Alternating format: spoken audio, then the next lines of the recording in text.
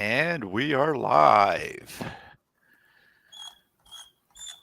Today, we're going to be talking about the current controversy coming out of Borderlands and the new terms of service just to play your Borderlands games on Steam, where you have to agree to the new program parameters that's pretty much turning these games into spyware to where they can have access, root level access to all of your data that's on your computer. Now, this is something new to me. I'm gobsmacked that this is part of a game that you can play on your computer.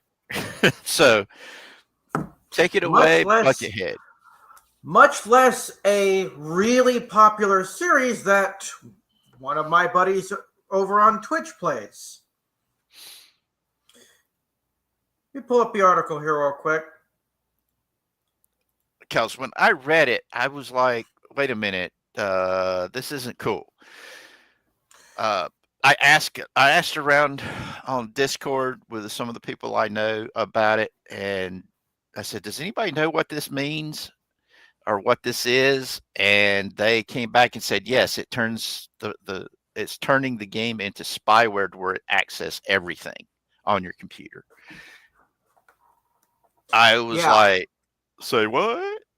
And they're like, "Yeah, you better hope you don't have any porn on your computer you don't want people to find out about."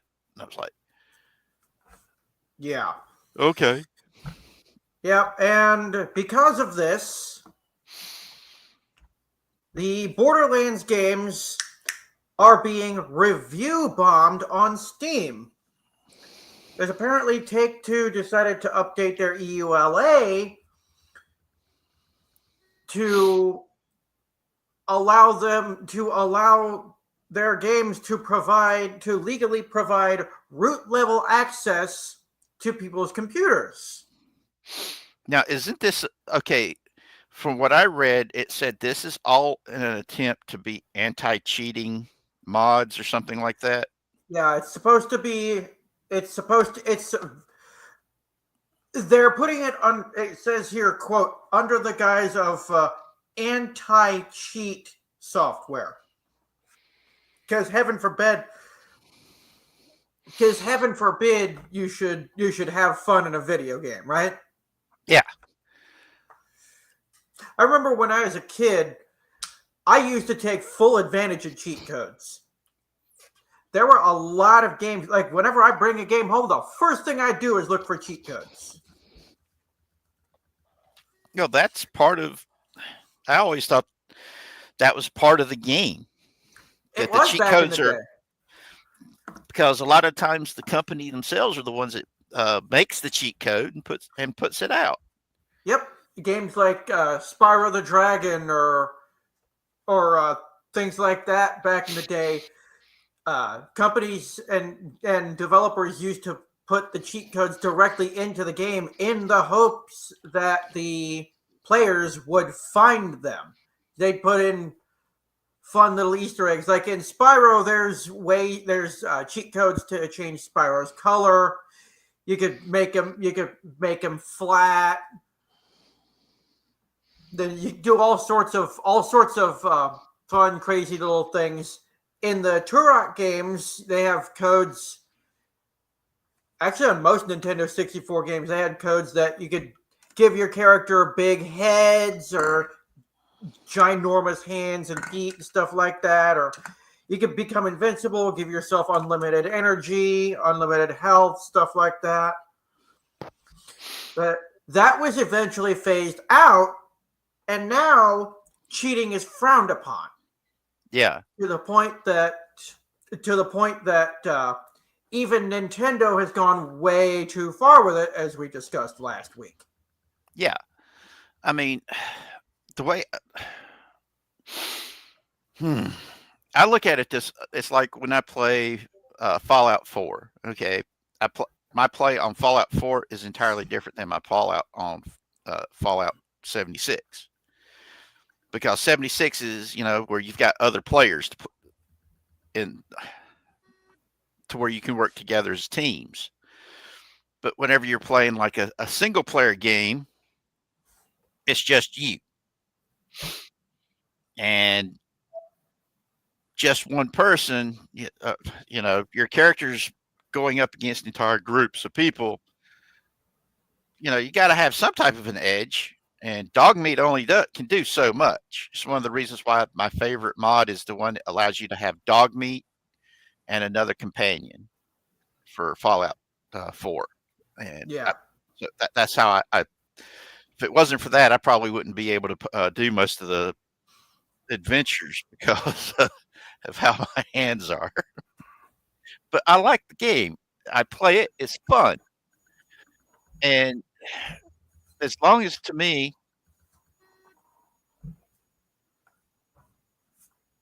let's see, Zachary says they're using the word cheating, meaning that they're using hacks, which gives them a really unfair advantage to their opponents.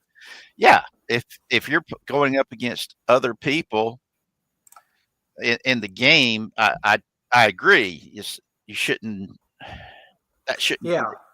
Be Like back in, I remember playing Halo with a buddy of mine back in the day, and when you're playing online, it was physically impossible to use cheats. You could not use cheats if you were playing online with other people.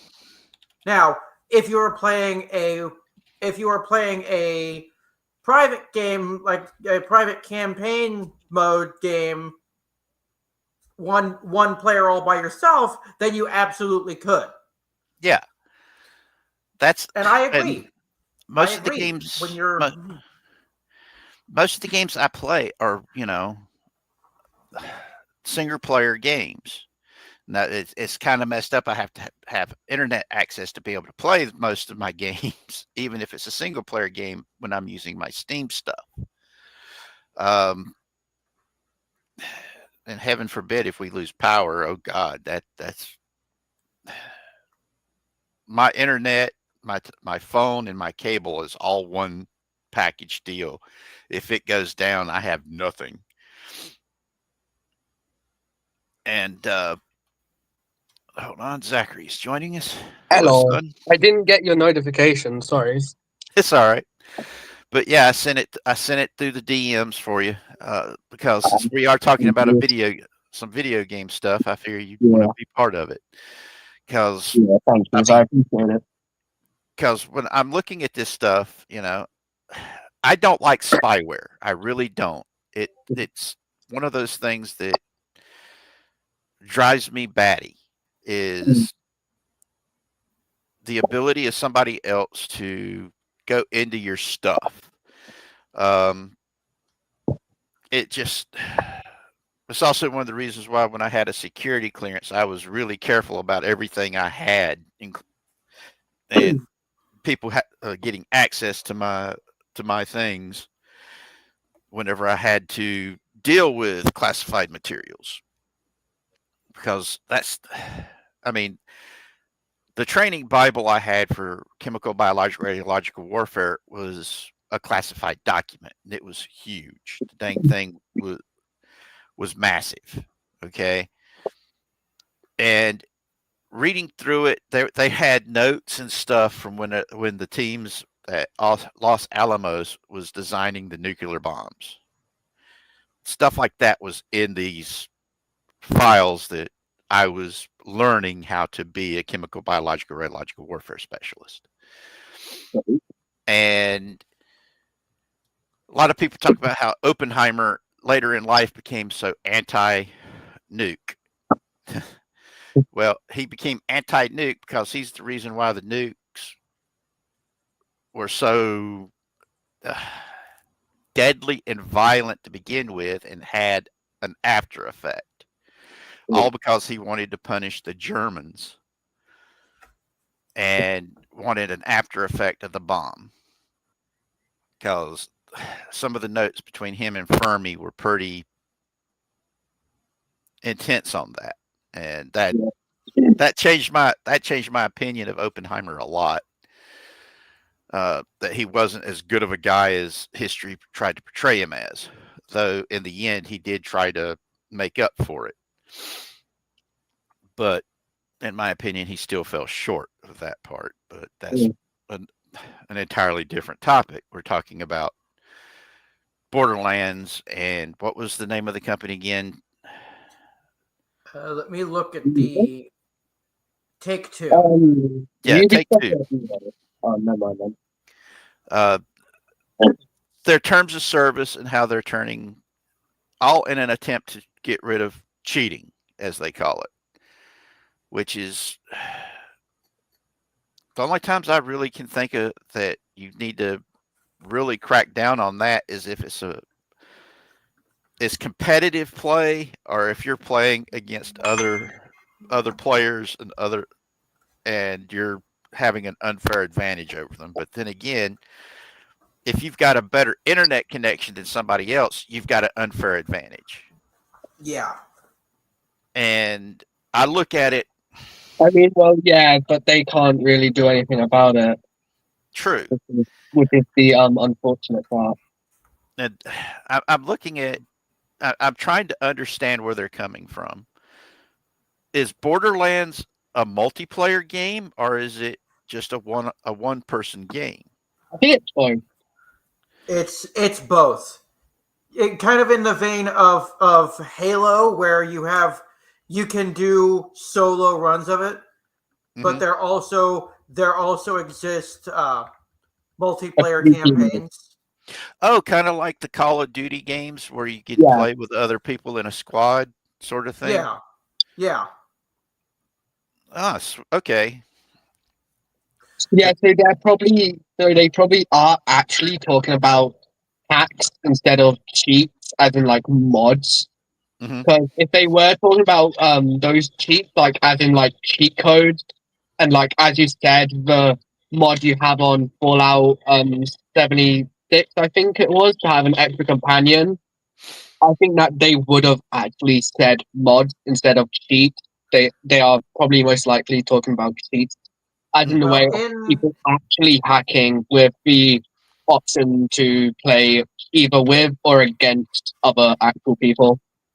Yeah. Well, in the article, it does specifically mention mods and stuff like that. Oh, okay. I was mistaken. Right here, it says, quote, mods are a bannable offense. Any quote display of cheats or exploits is bannable. Oh, okay. Okay, an exploit is where there's a glitch. Is a glitch in the system and you're exploiting it, right? Yes. No, glitches make the game unplayable. What you're talking about is a bug. Ah, okay. Because I know in Fallout 76, there's certain glitches that allow you to go into places you're not supposed to be able to go into. Because there was an entire section that ended up getting spoiled because somebody was able to jump into it and showed off the screenshots that they had of the inside of the place. And so that's the reason why I was asking if that's what they meant by exploiting something. Yeah, that's probably what they did mean. But I mean, I'm looking at like offline, this also affects offline players too, though. That's the thing that I don't get. And I can like I said, I understand if somebody's getting an unfair advantage in competitive play,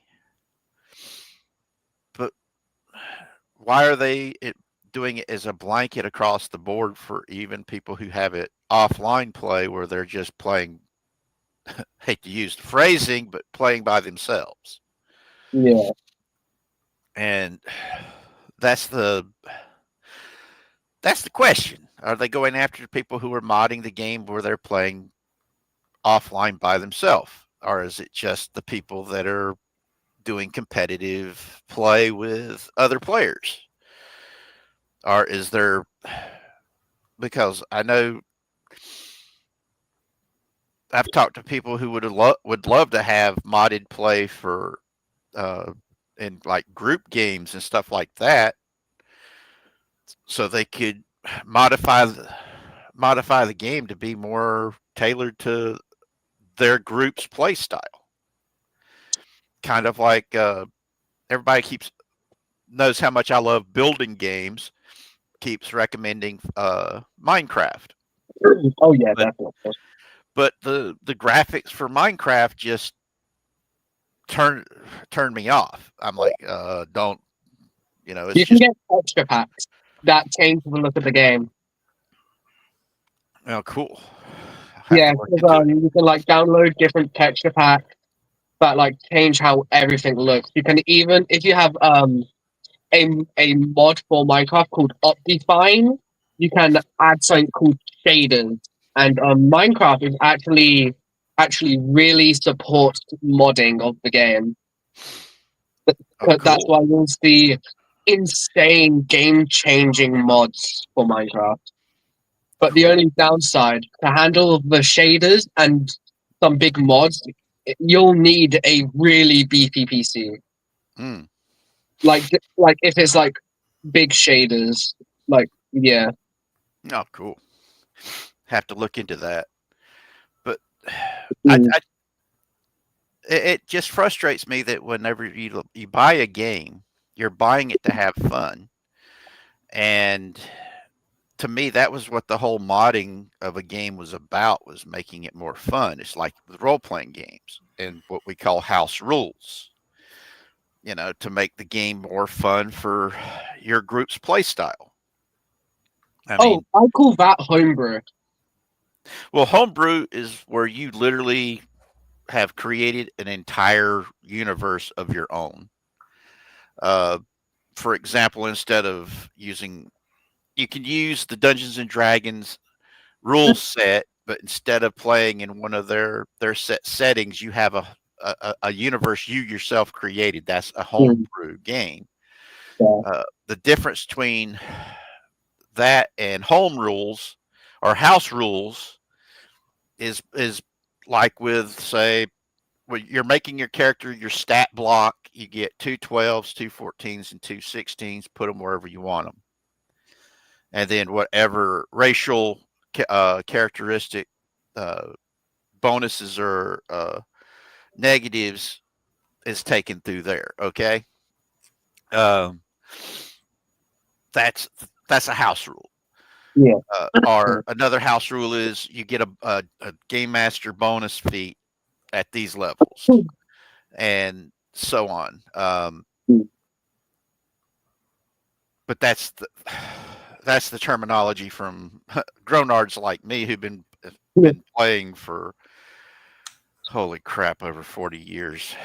Damn. But there are days when I really feel old. And that just hit me.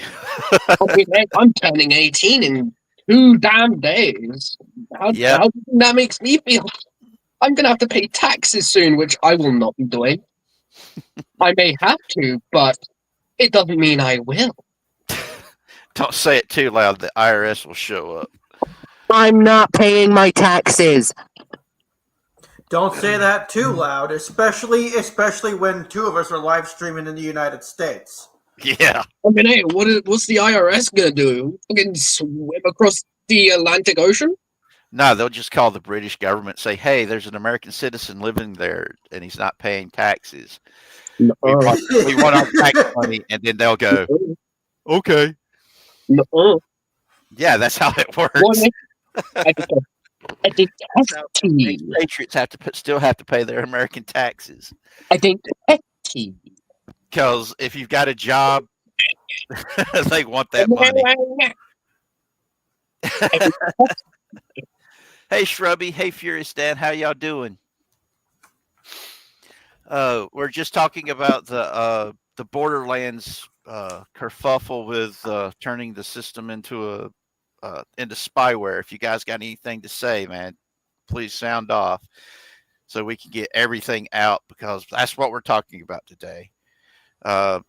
It's a light topic day. The only other big topic we've got was finding out that George Wendt passed away this morning. Who? George Wendt, he played Norm on Cheers. He was in a whole bunch of different other shows as well, but he's better known for playing Norm, but he was in so much good stuff. He was one of the voices at Pixar with Ratzenberger.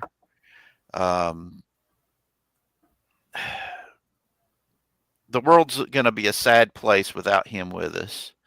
He was a good guy. He was a kind man who he cared about the fans. He cared about what he was doing. He loved his family.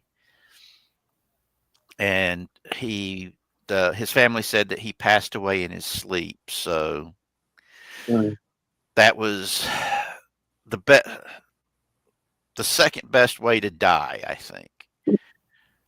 Yeah, and he was in Little Rascals too. And he had an amazing career. He brought so much joy into this world and love into this world. And as you've heard me say many a times, we need more love in this world, big time.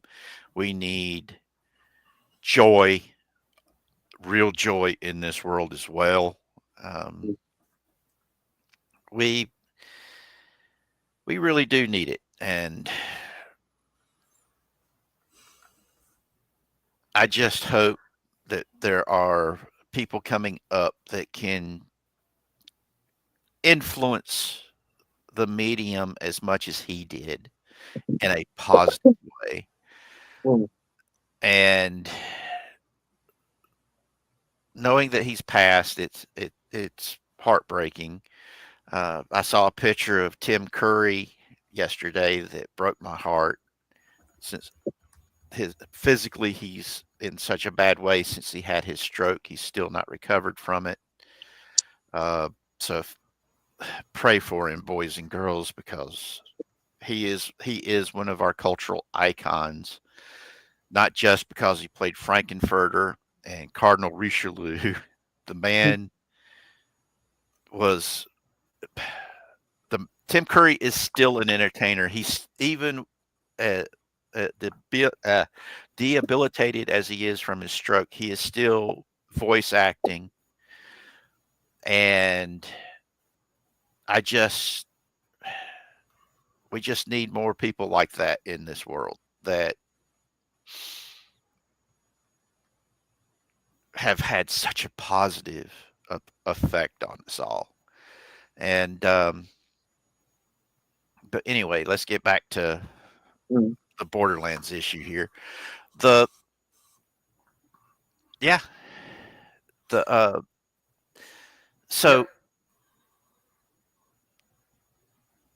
is Take-Two listening to the fans, or are they just complaining that the fans are review bombing? From what I saw in the article, I think their stance is most likely that the fans are overreacting.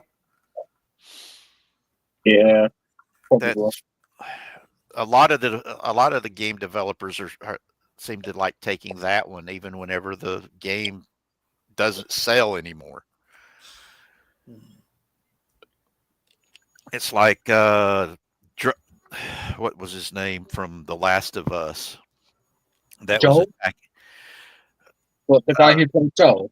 No, the guy who created it. Duckman, Cuckman, whatever the heck his name is, was attacking the fans and completely ignoring the fact that the first game, the very people who made it sell like gangbusters are the ones that he attacked, which meant the second one did not sell anywhere near what it should have sold.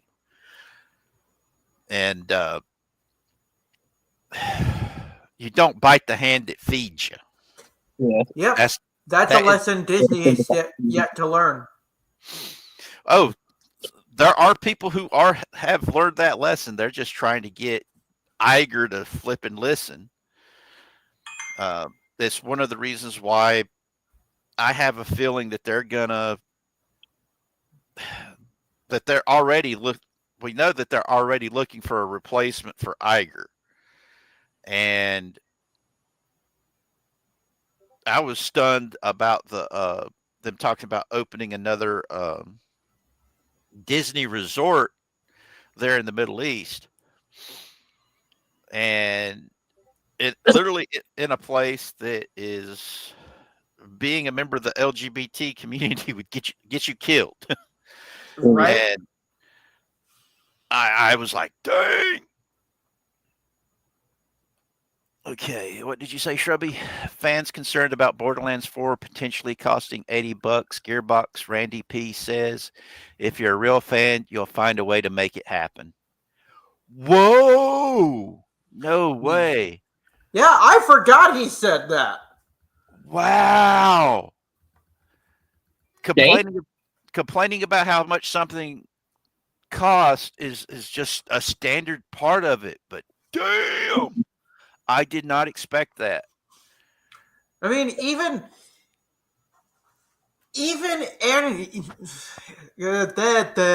my tongue broke. No kidding. I mean, Even the Switch 2 costing as much as it does makes more sense than this. I mean, I pre-ordered Gex Trilogy lately for the Switch. mm-hmm. And the specific version I got, the Classic Edition, was $75. $88 after tax with shipping and everything. And this is 3 games in one. Not Plus, you got one a game. device, right? It's the device to play it on, right? Yeah. I already have the device to play it on. But this is a special edition of the game that is all 3 Gex games in one. Mm-hmm. That has a special packaging and everything. Because you're paying $88 after tax and everything. You're paying for the 3 games. You're paying for the packaging and whatever other bells and whistles it comes with. This $80 for one game and that's it?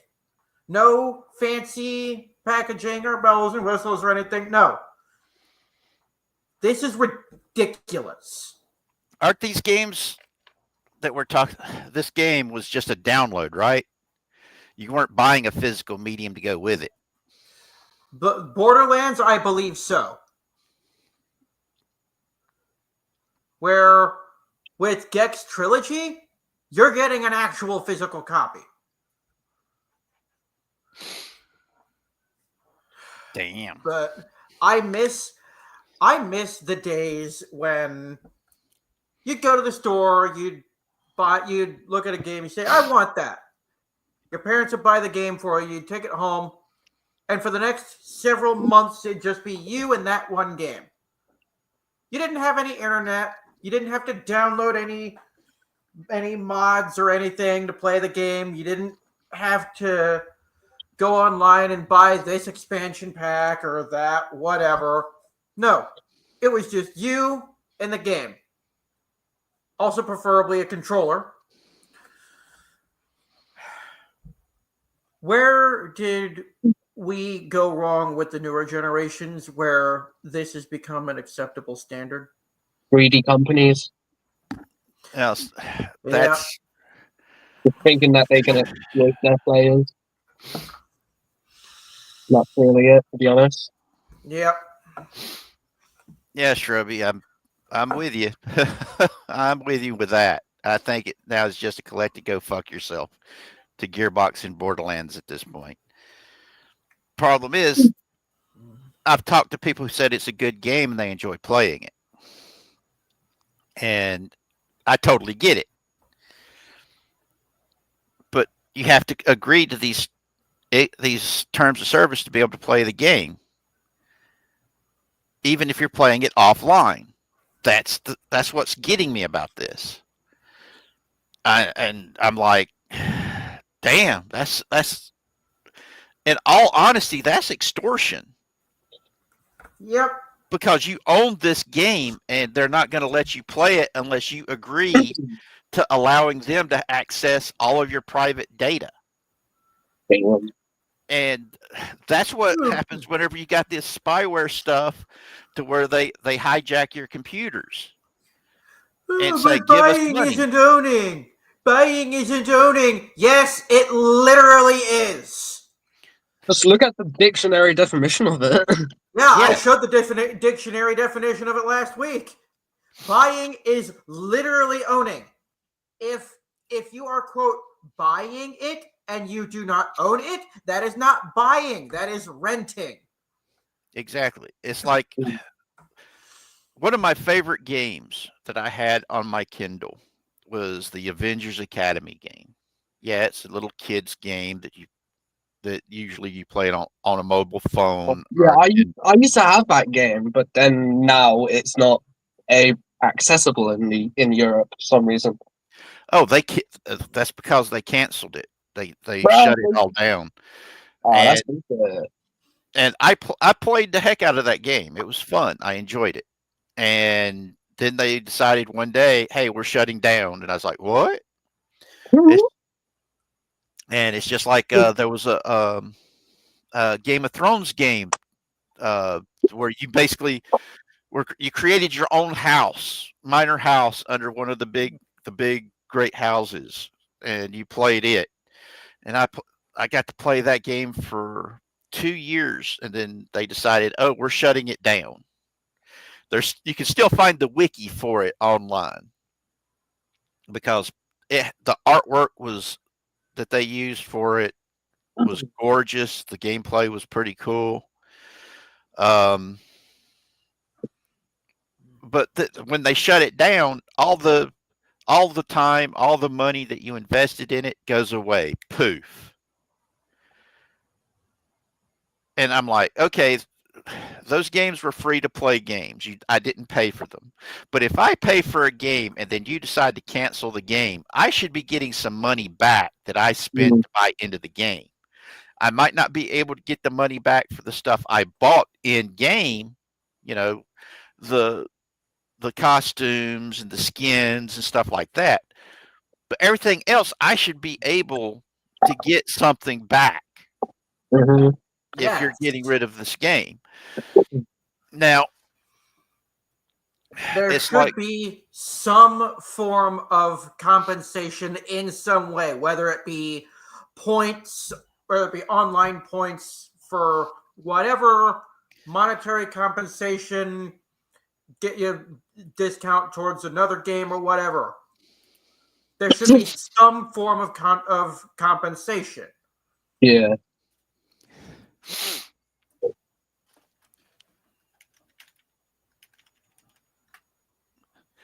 But I mean, it's like what with my Kindle. Okay, I have a whole bunch of books in my Kindle library. They have the ability to wipe out my Kindle library if they so choose. And when I saw that, I was like, wait a minute, what? That's one of the reasons why I like, whenever I get a book, I download it. That way I will keep a copy of it downloaded somewhere else. Because to me, it's messed up whenever they can turn around and take something you've paid for away and not reimburse you for it. It's that expropriation of your property without any type of compensation really burns me up. And seeing them, I've heard of them do this stuff in the game spaces, and now with like the Kindle and other things like that. It's like when they were shutting down. I know they're shutting down Marvel Unlimited this year. What's that? Oh, that comic one. Yes. Oh, what? That's bullshit. Yeah. So all the digital comics and stuff that you've got there, I don't know if you're going to lose access to them or not, which is bloody ridiculous. And it's one of those things that you're sitting there looking at all this going, wait a minute, if I paid for something, it's mine. I should have access to it. And they could just wave a magic wand and you lose access to stuff that you've purchased. Nothing can replace this. Physical media. That's the whole thing. You know, I recommend it to everybody. If you have digital, everything you own is digital, download that sucker and burn it to discs or external hard drives that you've got put somewhere that's protected against an EMP. Because especially nowadays where they can and do go back and alter digital content without letting you know. There's movies that they've done that too, where they've edited the movie without letting you know they've edited the movie. And that completely changes the movie in its context. And I don't mean by improving it, I mean changing it to fit modern day audiences type things. I'm sorry, It's all good. you shouldn't have to add a disclaimer to the Looney Tunes cartoons and say, whatever you do, don't stick a stick of dynamite up somebody's butt and light it. You know? I'm going to do that next week. Because, hey, as kids, we weren't that stupid when we watched it. It's making me wonder if all the kids today are that stupid. But, I mean, come on. There's some things you don't need disclaimers on. And it's one of those things. There was a movie that was made. It was a James Spader sci-fi movie that he did a long time ago. And it's just in it. One of the characters was working on his a PhD or something, and he was commenting on the fact that the proof that this certain age was extremely violent because they had violent cartoons, and that made everybody super violent. And I'm watching it, laughing my butt off. And then nowadays, we've actually got college professors saying the cartoons made everybody violent, and that Joe Camel was convincing little kids to smoke cigarettes. It's not the cartoons or the video games that make people violent. No. Look at Japan. They have the highest and easiest access to the most violent and risque games in the world, and yet their crime rate is insanely low. Do what? They're marketed to adults. Yes. But kids still have access to them. Yep. Yeah, I mean, to be honest, it's like that in every country. There's stuff advertised to and for adults, but kids are always going to get access to it. Yep. And Japan has one of the lowest crime rates. Japan has one of the lowest crime/violence rates in the world. Yeah. But then again, you also have the Japanese mafia, which is the Yakuza, if I'm saying that right. Yeah, Yakuza. Who are very community conscious. You know, they're like, crime should only affect other criminals and not the everyday people. Yeah. You know, that to me, they're like more polite than the Canadians, and the Canadians will say, I'm sorry. If you piss them off or not. You know, if you disrespect them, then they'll disrespect you back. Oh yeah, but the That's the way it Canadians should be. but the Canadians, I always have laughed with my Canadian friends saying, if I punch you in the nose, you're going to say, "I'm sorry, I bruised the knuckles of your hand when you punched me in the nose," and they're like, "Yeah, right. You punch me in the nose, I'm going to kick you in the nards." So we like I said, that's our some of the jokes, but it doesn't mean we're violent. It just means that we're joking with each other. And but yeah, I'm just amazed about this stuff. Well, that's true, Shrubby. They've got some very strict immigration requirements to get into Japan, and I don't blame them. I mean, Yep. a lot of people don't realize just a country has the right to say who can and can't move to their country. It's like I said before that, I tried to move to the UK after I was crippled so I could be closer to Zachary, and they wouldn't let me move there because they said I would be a burden on the National Health Service, even though the United States State Department and the Veterans Affairs Department both were telling them, no, we will be providing his medical care. You won't have to spend a dime on him. And they still wouldn't let me. But that's neither here nor there. Yeah. It's just the way it is.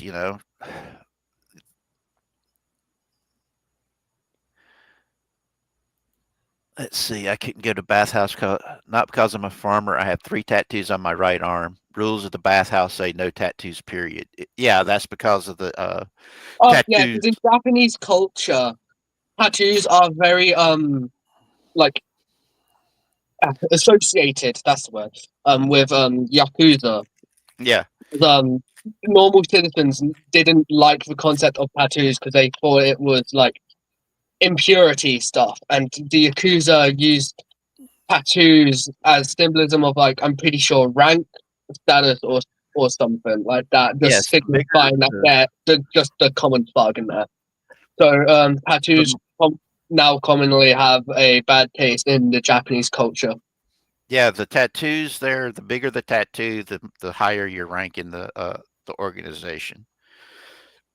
Thus, if you've got Although nowadays the Japanese people have been getting slightly more like generous with tattoos, because that's just culture evolving.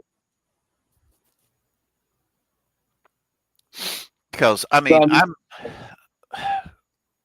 because I've only got the one tattoo on my inner forearm where I wore my watch back when I wore a watch. People still wear watches. Well, if He doesn't have a cell phone, so he kind of has to. yeah, I don't have a cell phone. But I had got Zachary's mother's name tattooed to the inner arm where I would look to check the mail. I mean, check the time. And she acted like it was liquid gold. But I stopped wearing a watch because I didn't want to keep looking down at it. Everybody tells me I need to get a cover up for it, but that costs money. You can get a remove. You can actually remove tattoos now. It's with like laser stuff. It is quite pricey though. I'm pretty sure. Yeah, that's why I haven't done it. And if you ever do, I highly recommend going to somebody with a good reputation, because I've seen people try to get tattoos removed by people who weren't exactly professional, and instead of removing them, they ended up making Ariel from The Little Mermaid look like Jabba the Hutt mixed with Tinkerbell. Yeah, but like that, I'm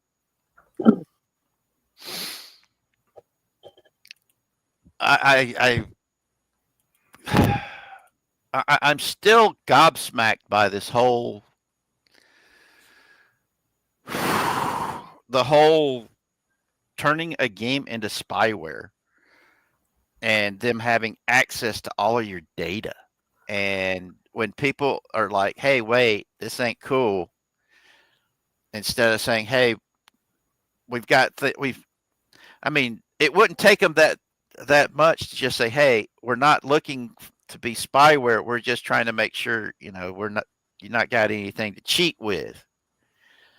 And we've got firewalls up to where we can't just peer into your computer and take your shit, But yeah, I was talking to my Twitch buddy about this right before stream. Actually, I've been talking to him during stream as well. I've been texting back and forth, and you don't need root level access to someone's computer to prevent cheating.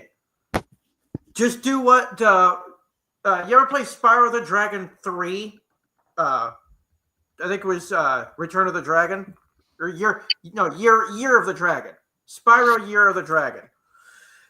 They had an insane anti-piracy check in that, where if the version you were playing was found to be pirated or hacked in any way, then the game itself would slowly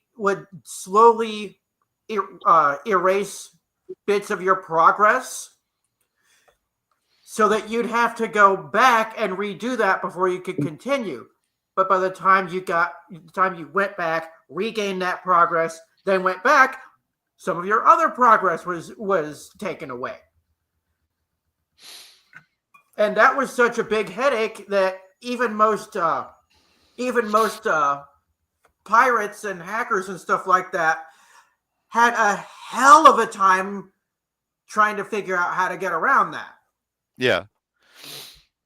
Well, that's just it. I mean, isn't it? I just keep coming back to the whole fact that, this is. And I do hate to say it, but no, Take-Two is not the first ones to do this. In fact, from what I've seen, they do seem to be a little late to the party. Yeah. How so? Well, other companies have been doing it for years. Yeah. It's just most other companies were smarter about it, and they didn't word it quite so directly. So basically, other companies are doing virtually the same thing, just not drawing attention to it. Yeah, practically. Wow. That's, I think, something people ought to be looking into. Figure out which companies are doing it and what games are doing that.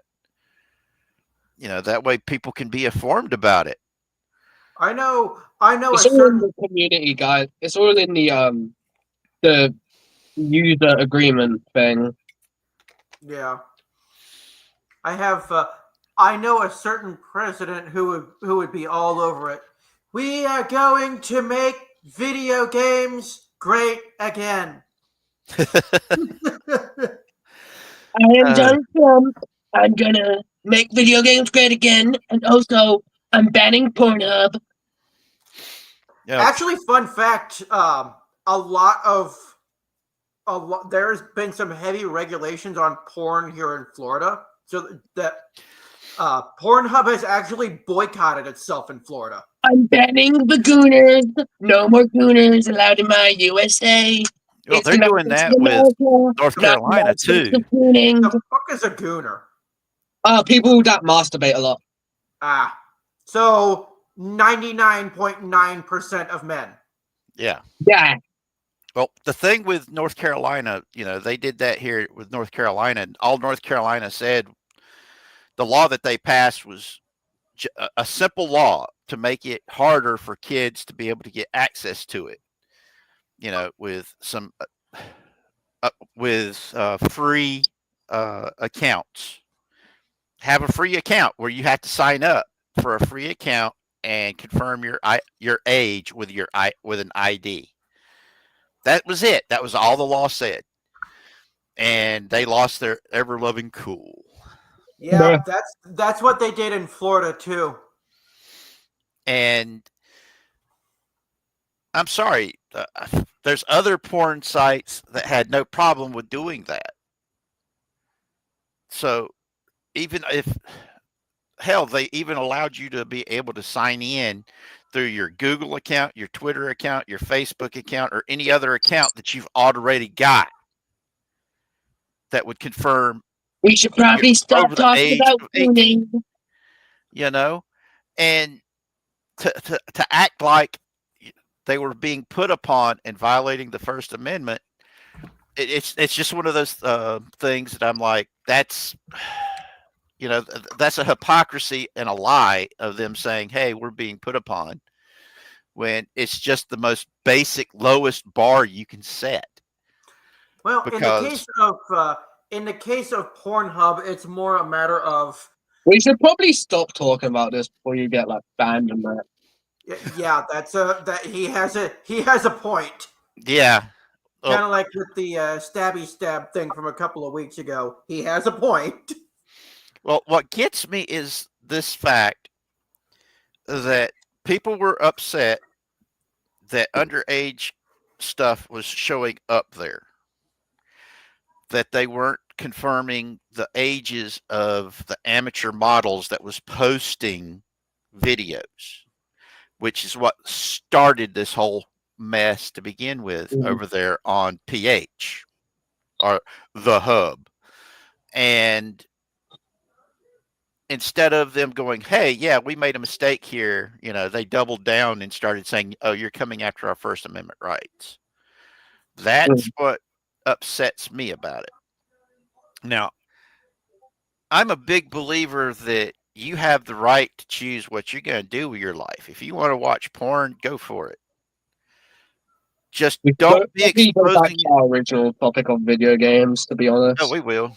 I'm just saying, you know, as long as the person watching it is of age, I'm fine.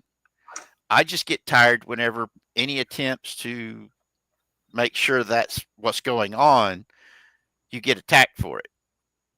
I don't like that. Yeah. And everybody, there's different ages of consent in different states and countries. I mean, there's countries out there with the age of consent's like 12. And I was like, what? That still freaks me out. In Japan, I think the age of consent is 14. No, it used to be 13, but I think they moved it up to 16. Because, I mean, each culture's different, but not all cultures are the same, no matter what anybody tells you. Oh, yeah. Just like, so you know, the reason why Japan's age of consent laws were so low is because children were learned about this stuff at a young age. I'm talking like primary school age is the age that they were like taught about all like the importance of like protection and that. Yeah. Like they were taught at a young age, so they would like actually pay attention and that. And like that they actually knew, so that's why the age of consent was so low, is because they knew what it meant and what they would have been getting themselves into. But still, thankfully, they raised it to 16. Well, if I remember right, they had it at that age because the kids were experimenting with each other and they didn't want to have to go through the legal hassle of that. Because there's some states in the United States that are finding that as a problem as well. Yeah. Especially where kids are doing some really messed up stuff and they are filming it on their little handheld artificial brains that have cameras on them and trading them around with each other, which is against the law. Yeah. Because there's a special victims unit detective that's been talking about this that I've listened to, saying that This is stuff that's all new that they're not used to having to deal with, and the law is pretty cut and dry about it, and there's they don't know how to go about dealing with the problem now of kids trading themselves doing videos of them doing this stuff amongst each other. And that's one of those things of damn, I'd like to be able to have a talk about that with professionals who deal with this sort of thing and know about the law instead of just us, idiots talking about it, because there's questions I've got about stuff I'm like a go now. I need to put my phone on charge. all right, Later. son. Bye. Yeah. Love you, Dad. But like I said, I can't get turning a game into spyware. And you're saying that this has been going on with other companies for a while now. For a long time. And I'm like, damn, that's shocking to me. That really is. And I don't know what to think, because if you've got it makes me wonder if the agreements I've got for on my Kindle for all the books and videos I've got that I've bought digitally that can be downloaded onto it, does that mean they have access to what I've got on my flipping Kindle or my laptop that I have, or the Kindle Fire Stick that I've got attached to my TV? It's one of the reasons why. All I can say is read the EULA. Well, I know my fears about people being able to spy on me is why I don't have the Alexa thing turned on any of my Amazon devices. Yeah, I had my grandma gave me a Amazon Echo a few years ago that I had plugged in for a while. I had to unplug it and put it away because I would have the whole thing completely turned off. It would turn itself on and say, "I'm sorry, I didn't hear that." Yeah, they have actually been it has been documented where they have eavesdropped in people's private conversations and then sold the contents of those conversations to third parties. that's that was an actual controversy with Alexa. And people wonder why I didn't want my Alexa turned on or even downloaded onto any of my stuff. Yep. And because, yeah, I'm pretty open about who I am. I'm just like anybody else. I've got my secrets. Everybody's got secrets. Yep. Like being attracted to hot redheaded women and sexy Asian chicks. I mean, And nothing wrong with that. And also, let's not forget the white sexy fox woman named Kirsch. That she's got my heart. Yep. And people are attacking her. Chasing after them white-tailed deers. Nah, not deers, man. I don't do deers. It's a figure of speech coined by an old boss of mine. Yeah, that's true. A lot of the earlier versions because no securities, and now they're required to come with basic firewall access. Yeah, I mean, I look at this, and it worries me that they're able to do it, but there's no real valid reason for them to do it in the first place. I mean, I've seen where people have had their computers hijacked because of these types of programs. Yep. And There's a reason we call them Trojan horses. and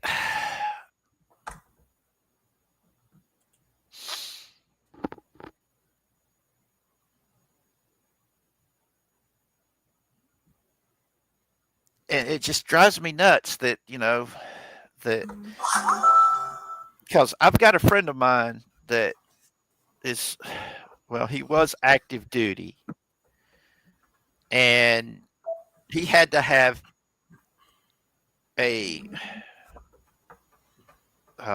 he had to have his own specific laptop that he had all of his games on, that he could not have any military or government programs on. So wherever he would go, he would have two laptops with him, one for work and one for play. And it was the same way with his phone. He had one that was for his work that was encrypted, and one that wasn't, that was for his personal use. And he said that it was one of the hardest things to do, to compartmentalize and remain that way. That even after he's got out, there are times whenever he's like, he has to double check and make sure.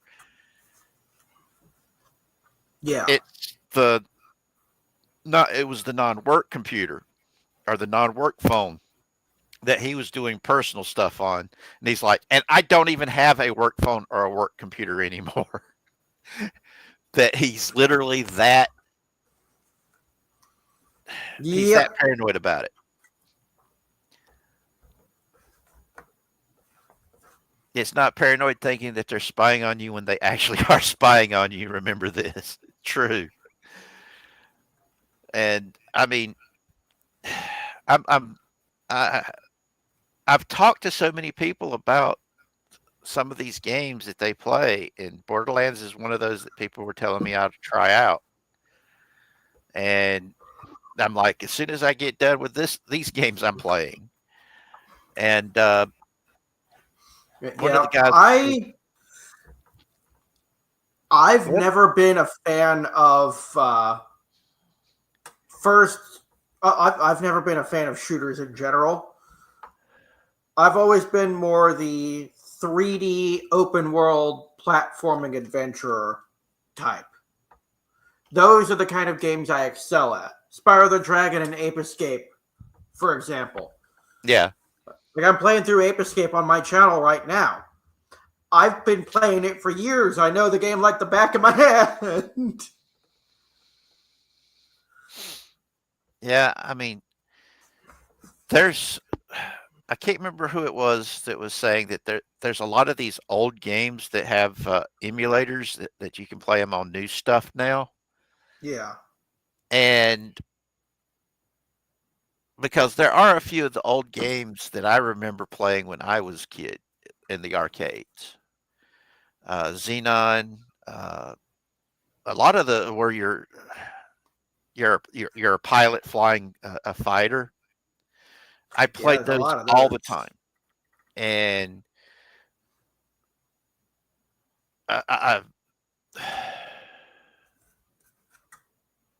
let's see. Oh, look, Doom: The Dark Age is trying to pull a AC Shadows, saying 2 million players when they are only managing 31K on average, or 3 million. But I mean, I can't remember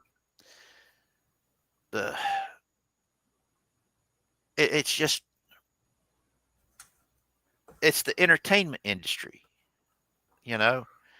I still remember when they found out that these games were making more, like 10 times the amount of money that big blockbuster movies that were making, that were hitting the 2 million and 3 billion, or the 2 and 3 billion mark, like the Avengers and all of them did.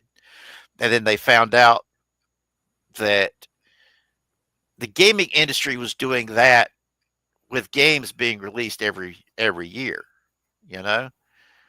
and you saw them almost like let's see, what was the name of like the Terminator, just turning their attention from the big movies to big gaming, and did the swivel and just started moving in that direction. And taking the message from the big screen and putting it on your computer screen in your video games. And we saw the rise of things like Sweet Baby and all that other stuff. And I'm just looking at this and asking the question of, since you did say that the companies have been doing this for a while in the past, I mean, how long has this been going on and we've not really realized it because nobody really examined the terms of service? South Park actually did an entire episode on that, where I think the name of the episode was the Human Centipede, which is a direct reference to the human centipede. Mm-hmm. And the whole thing is Cartman agreed to the EULA in a game, but he didn't read it was either a game or a new phone or something like that. Kyle, yeah, Kyle did that. Yeah, he didn't read the terms of service, and the terms included him being used in an experiment and sewn to the butt of someone else while someone was sewed to his butt. Yeah, the cuttlefish. Should I eat the cuttlefish or should I eat this plain oatmeal? Oatmeal. Oh no, I can't eat the oatmeal. The cuttlefish just looks and tastes so good. I remember that episode. But yeah, I mean, damn.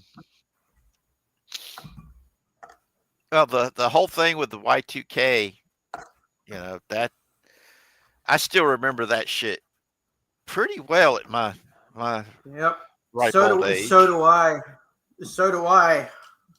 Because I actually remember being awake at midnight when the crossover from 1999 to 2000 happened.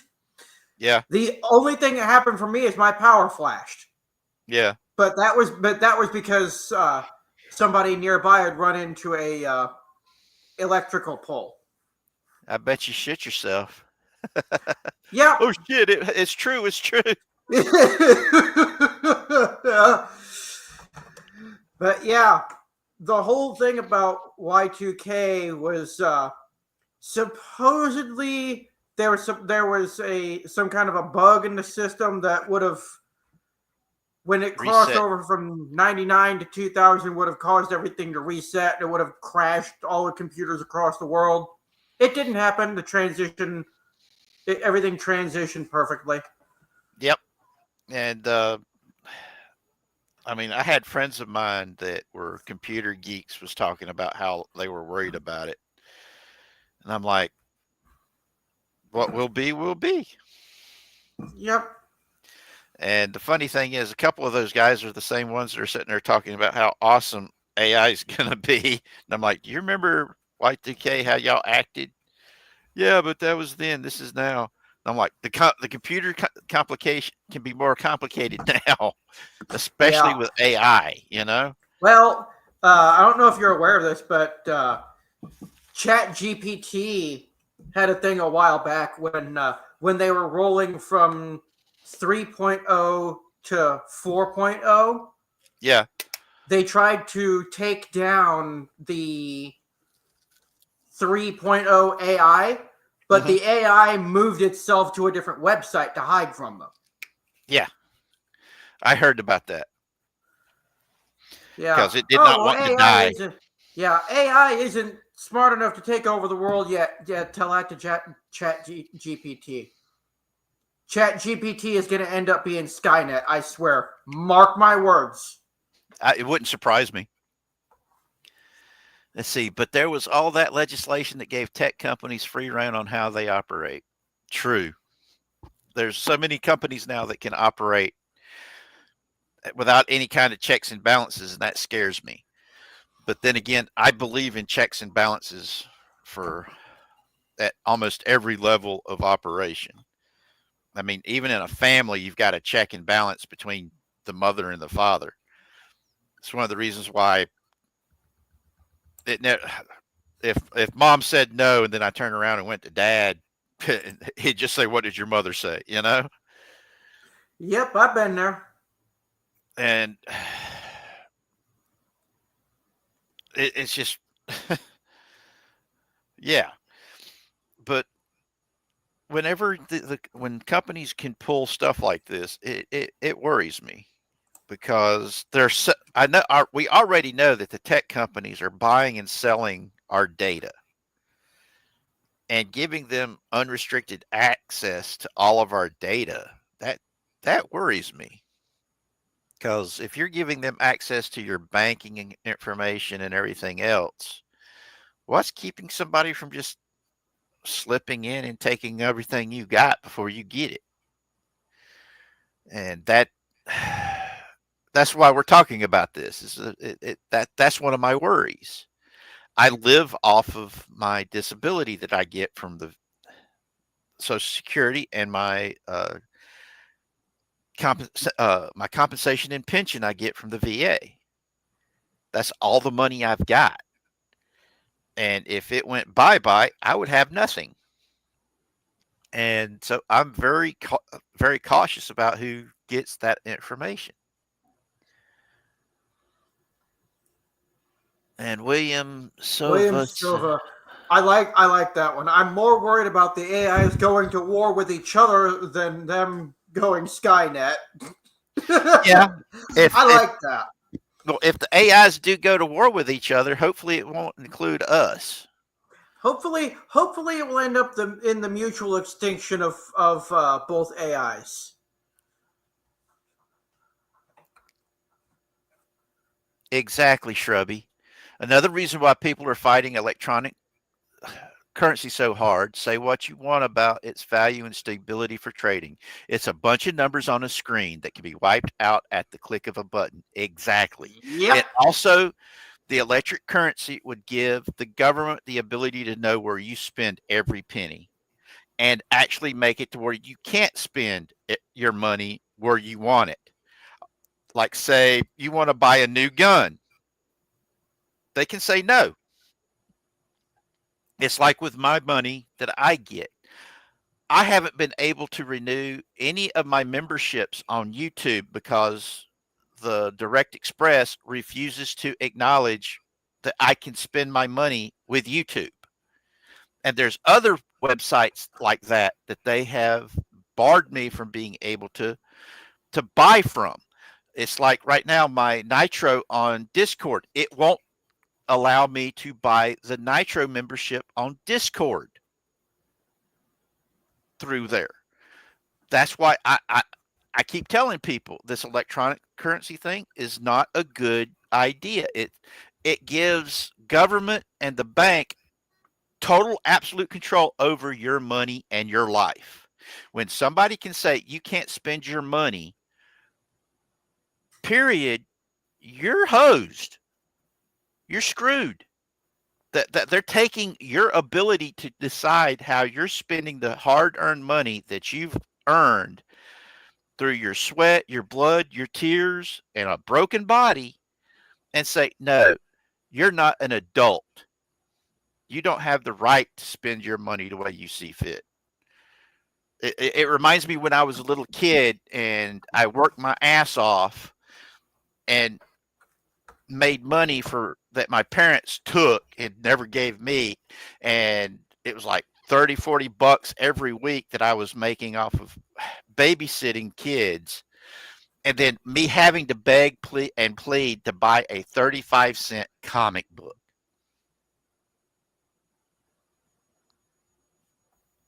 That was my life as a little kid. I wanted a comic book. Can I please get this comic book? It's only 35 cents. No, we don't have the money.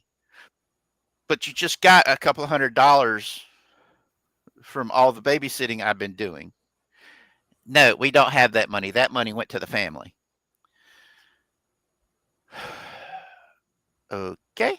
And that is one of the reasons why, I look at it and go, shit. It, I don't like that way of doing business. I really don't. Yeah. If I it's mean, your money, it's your money. You should have the right to say what happens to it.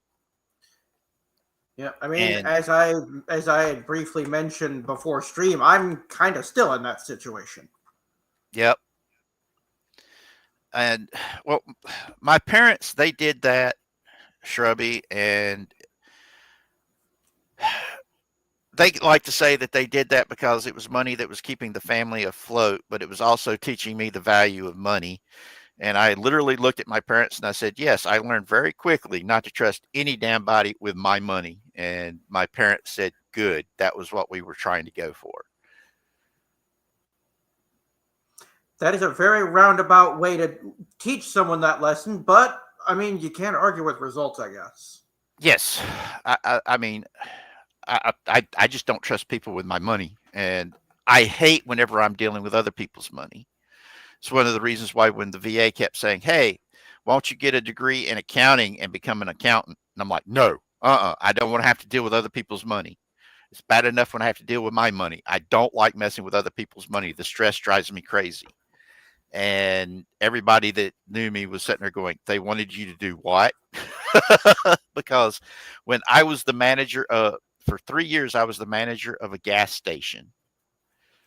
And I was stressed out all the time trying to make sure no money disappeared, because I saw what happened when my mom, who had managed a pantry, which was a gas station chain here in the South,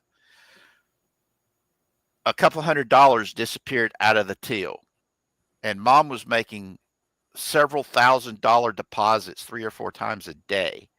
And she never stole a dime.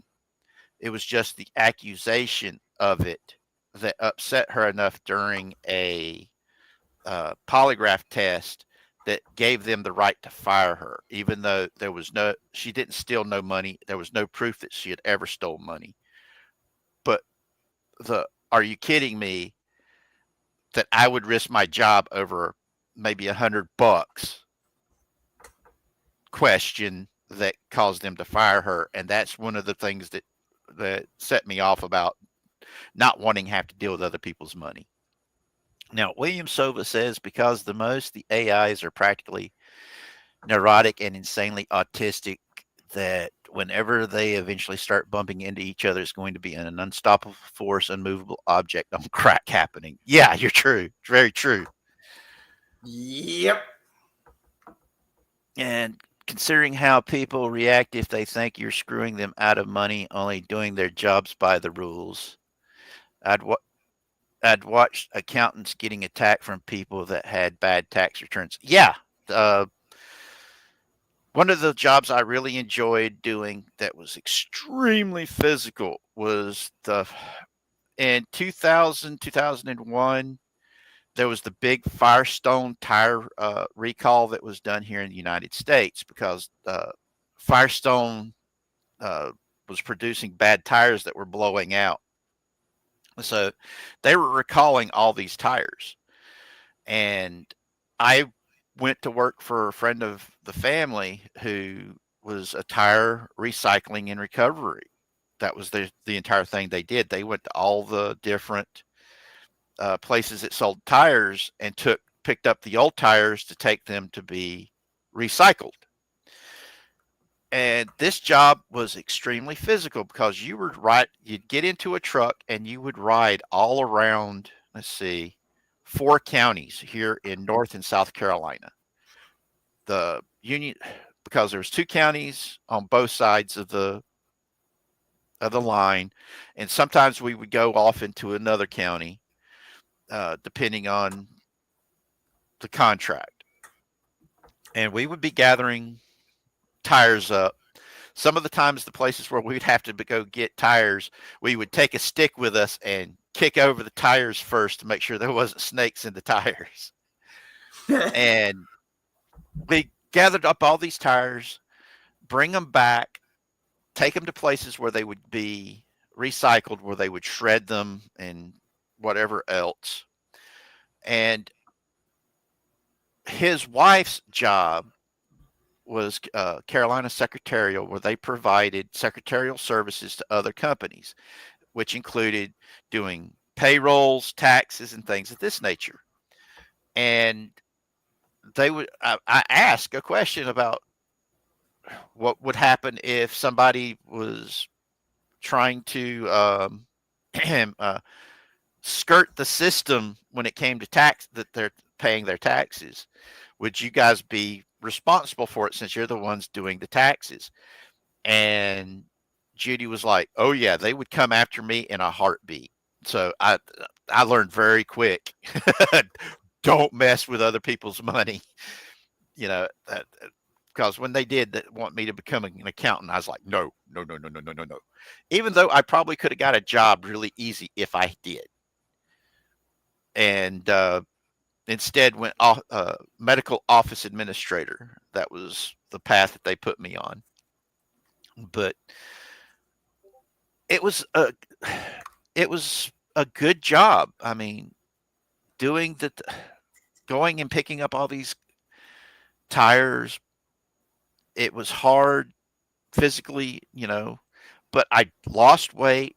I started getting physically fit again. I wasn't stressed out like I was when I was the third shift manager of the Food Lion or the manager of a gas station, because I wasn't dealing with other people's money. I wasn't exhausted mentally and emotionally exhausted all the time, because I wasn't terrified about the bank being short,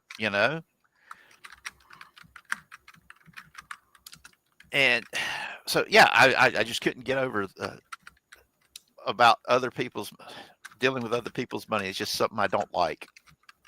And then you've got,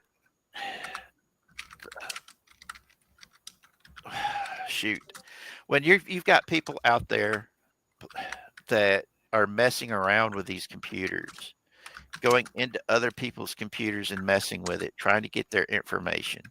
It scares me that they can use all that to wipe out your entire life by pretending to be you and taking out loans and all this other stuff.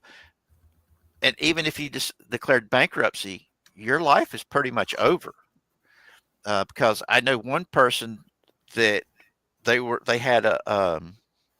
being interviewed in a podcast talking about this, that even after they declared bankruptcy and changed their name and had to get all new Social Security numbers and everything else done, their credit was still destroyed, and they were having a hard time rebuilding after all of that. And that's a big fear to me, because I'm old. I'm 54. In my family, we have an unwritten rule, Richard. You're not allowed to call yourself old until you're 85. Then you can brag about it because you've outlived all your friends. Well, if I added in my mileage, I got 85 beat, because when you've died 5 times, man, oh boy, yeah, that right there is a lot of mileage. Yep.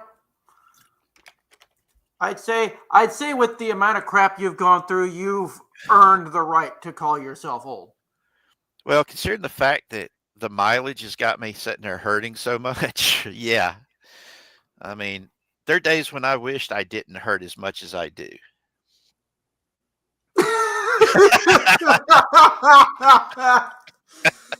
Hey, Indiana Jones ain't got nothing on me. But yeah. If a certain someone had her way, it would have been Indiana Bridge. Yeah, don't get me started on her. Thank you, Doomcock. Yeah.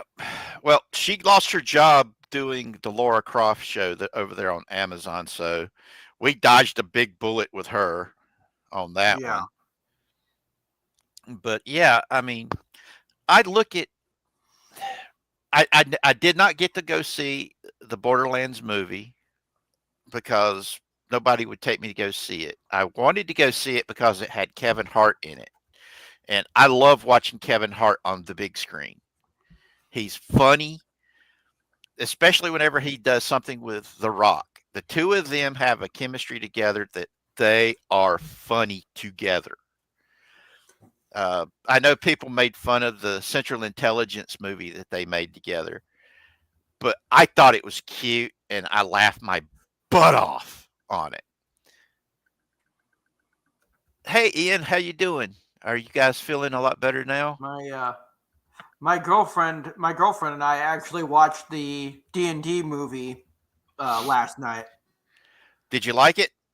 It was a ton of fun. It was a lot more fun than I expected. Though my favorite part had to be that huge, morbidly obese dragon. The first thought that popped in my head when I saw just how big that thing was, oh God, it makes Jabba the Hutt look like Marilyn Monroe.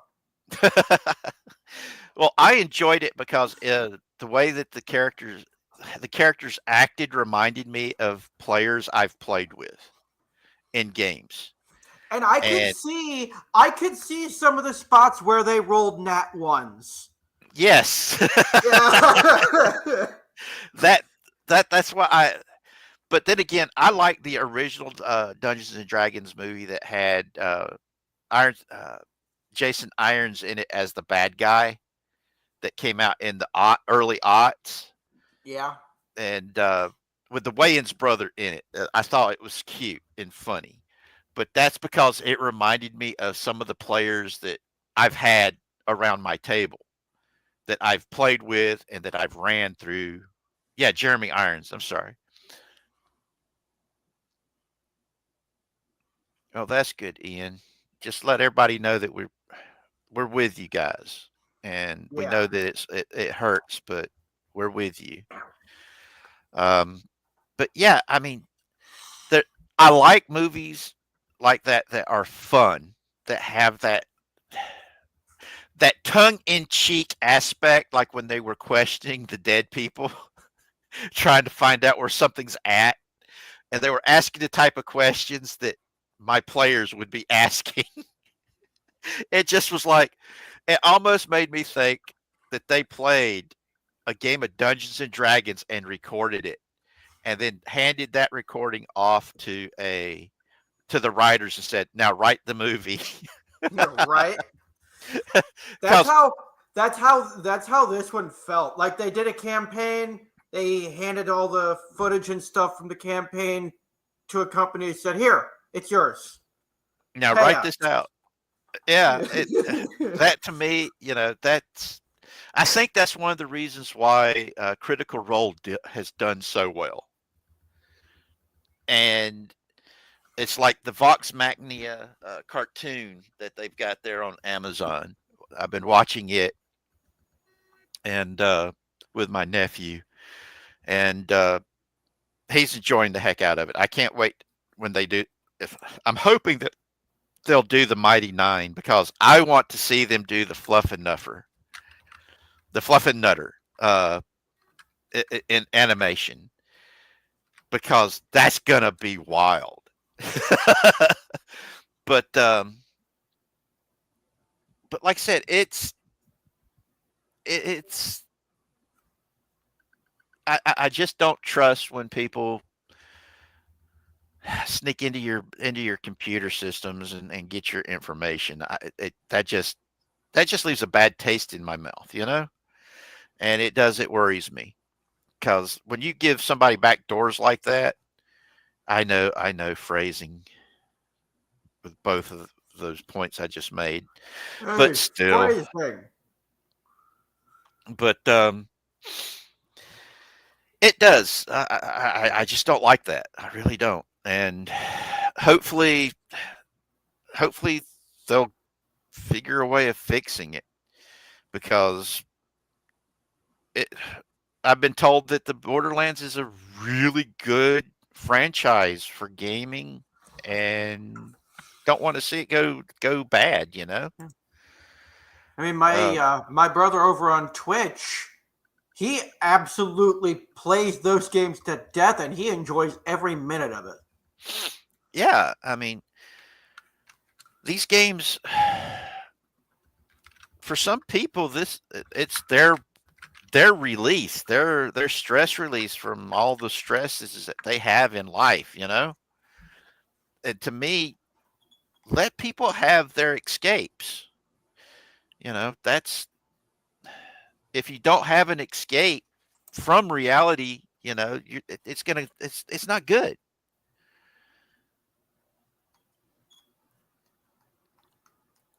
It's already going bad, man. As I said, this is the final nail in the coffin. They have made their bed. Now they can lie in it.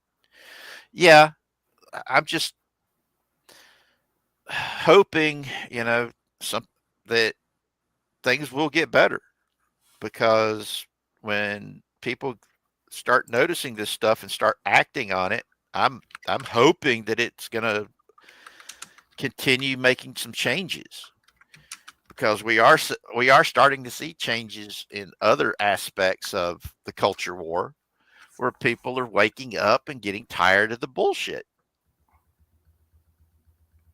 And I just look at it and think we all need to get to a point where we let everybody live their lives the way they see fit, and not try to force people to change how they think to fit the way we want them to think. Everybody has a right to their opinion, even when it's wrong. And it frustrates me. You know, one side is more than willing to let other people think what they want to think and just agree to disagree and go on with their lives. But the other side's wanting to force them. No, you have to change how you think. You have to change how you live your life to be more the way I want it to be. So I feel happy and I feel safe. While completely ignoring the fact, by them doing all this stuff, they're making other people unhappy and feel unsafe. Life is a two-way street. Too many of these people nowadays don't see that. They just think they're the main character and everybody else is just there to support them. And I think that's because of the way they've been raised. I mean, my generation became helicopter parents because we remembered what it was like growing up without any kind of parental supervision. You know, it's like, holy shit, I don't want my kids jumping their bicycles from one part of the mountain to the other part of the mountain with a couple of 1,000 feet fall if they miss, you know?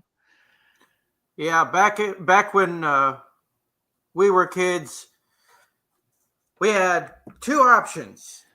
Either we did something stupid to impress a girl, or we died trying. Exactly. That's where the phrase, hey, watch this, comes from. Yeah. We didn't have hold my beer, it was hold my soda. In my case, it was hold my balls because they're all over the place.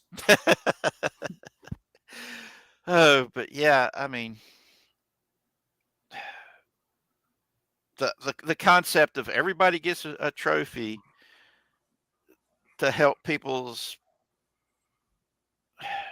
self-esteem sounds good on paper, but we're seeing what happens when everybody gets participation trophies in today's world, where you've got adults acting like toddlers throwing temper tantrums when they don't get their way.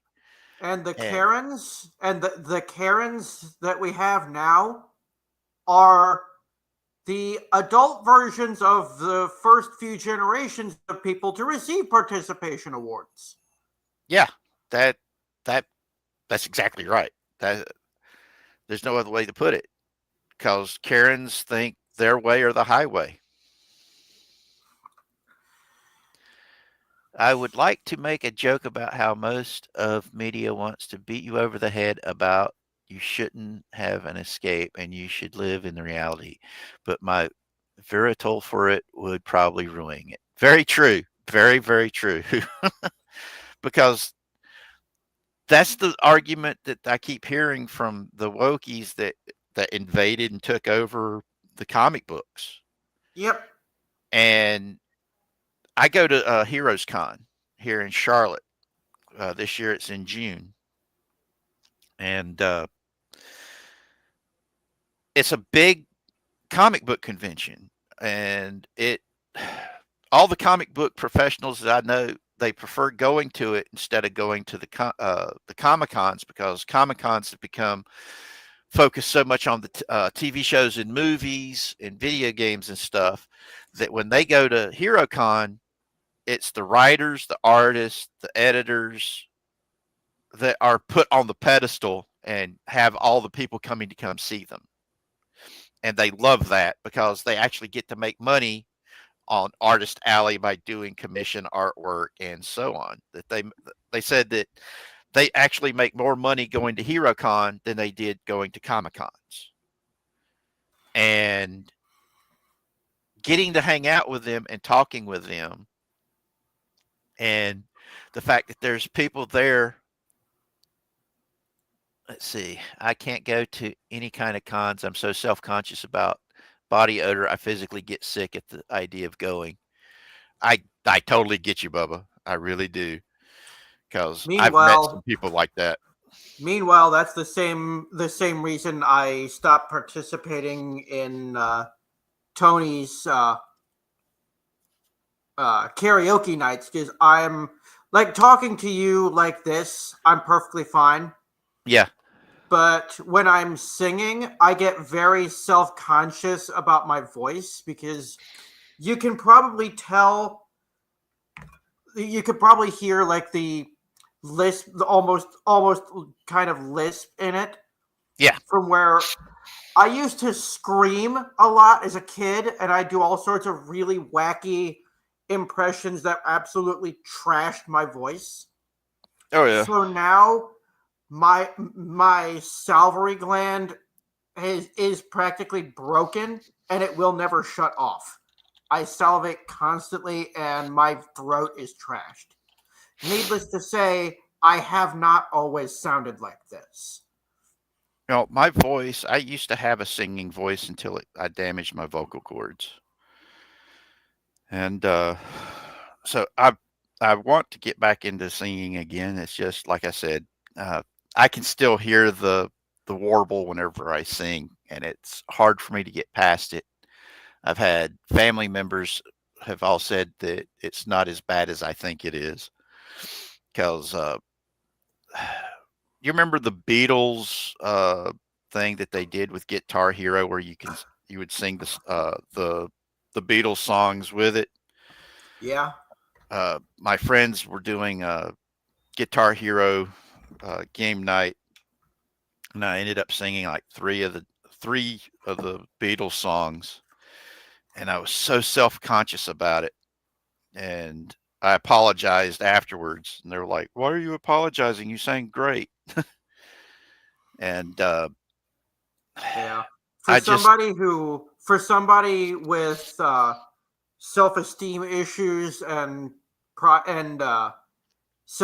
extreme self-consciousness, that is honestly the last thing we want to hear. Yeah, it makes you, because you're already feeling the oh shit moment, you know, because I can hear the warbles, and it makes it harder to do it, you know. But anywho, I am glad everybody got to come in and talk with us. This type of interaction with the chat's what I'm really doing this for, is to have people that we can interact with and have a conversation, get this information out. know what's going on. Yeah. One thing I would like to do is figure out a way to get more get more views on my channel. Do what? Share your links to your chat to the videos on all of the social media. That's what I've been doing. Yeah. I've been posting to my YouTube. I've been posting to my Twitter. I've been posting it on the Discords because that's all my social media right there. And it's something that I think that doing the networking has been helping a lot as well. I just wish that there was more that we could do to help each other. And if you like, I can post a link to my channel in the comments real quick. Yes, go for that. In the chat. Yes, please do. That way we can share this stuff with everybody. Because right now I've only got like 56 subscribers. And it took me forever to get just to 50. Yeah. I mean, that's more than I've got. I've only got 16. And I mean, one night I still remember when the first time I broke 50 was after the big multi crossover posting with Tony when he gave me the title of Iron Knight. That's the Iron Patriot. Yeah. And they took away all of those new subscribers I got from that. And then it took forever to get back up to 50. And now I'm at 56. And I'm like, oh, wow, great. Awesome. Now I just got to push to 100. But I'm not going to stress it. Yeah. I'm not doing this this isn't my day job. Heck, this isn't even a side job. I doubt I'll ever get monetized. I just want to be able to have conversations with people to show, I'm not a monster. I might be opinionated. I ain't a monster. And and I've got reasons. I've got reasons for how I feel. The things I've seen in this world, but yet I am still hopeful.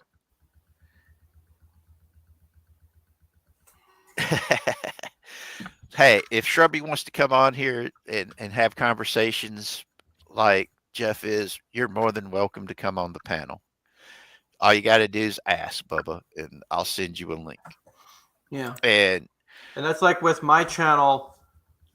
I'm doing gaming right now, yes, but I'm taking a different approach to many other YouTubers and Let's Players where I'm trying to show you can absolutely be the most casual, unprofessional of gamers and still have fun making videos.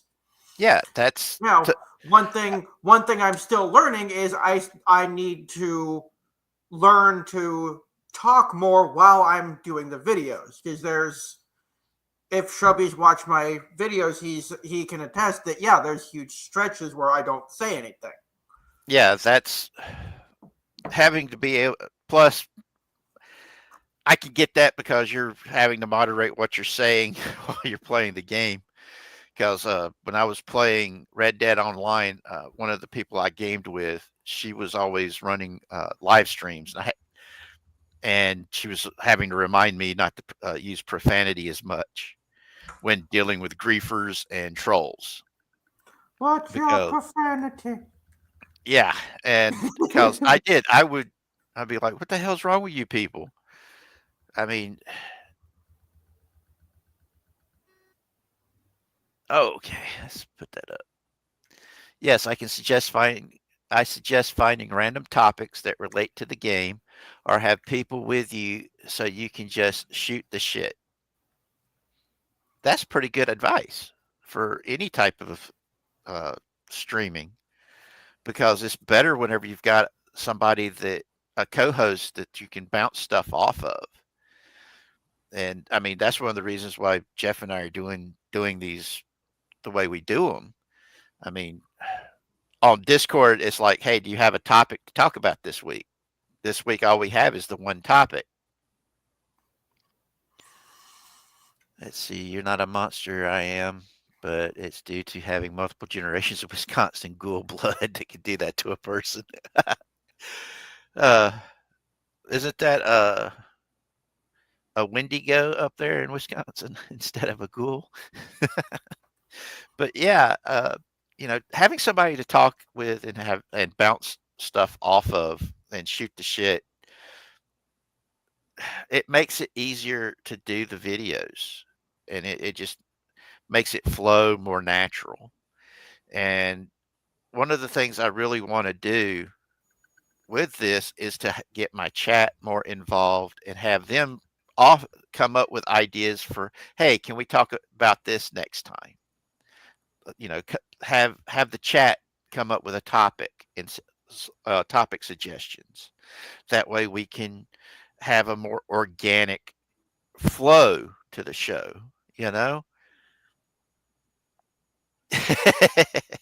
SCPs. I keep seeing that. What is that?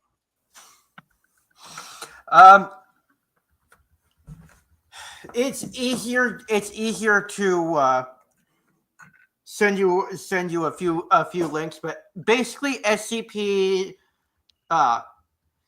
it's a fictional organization, basically a shadow, like top secret undercover sort of thing, where it stands for secure, contain, protect, and their object is to find anomalous entities, objects, creatures, and locations, and effectively hide them away from the public eye to maintain a sense of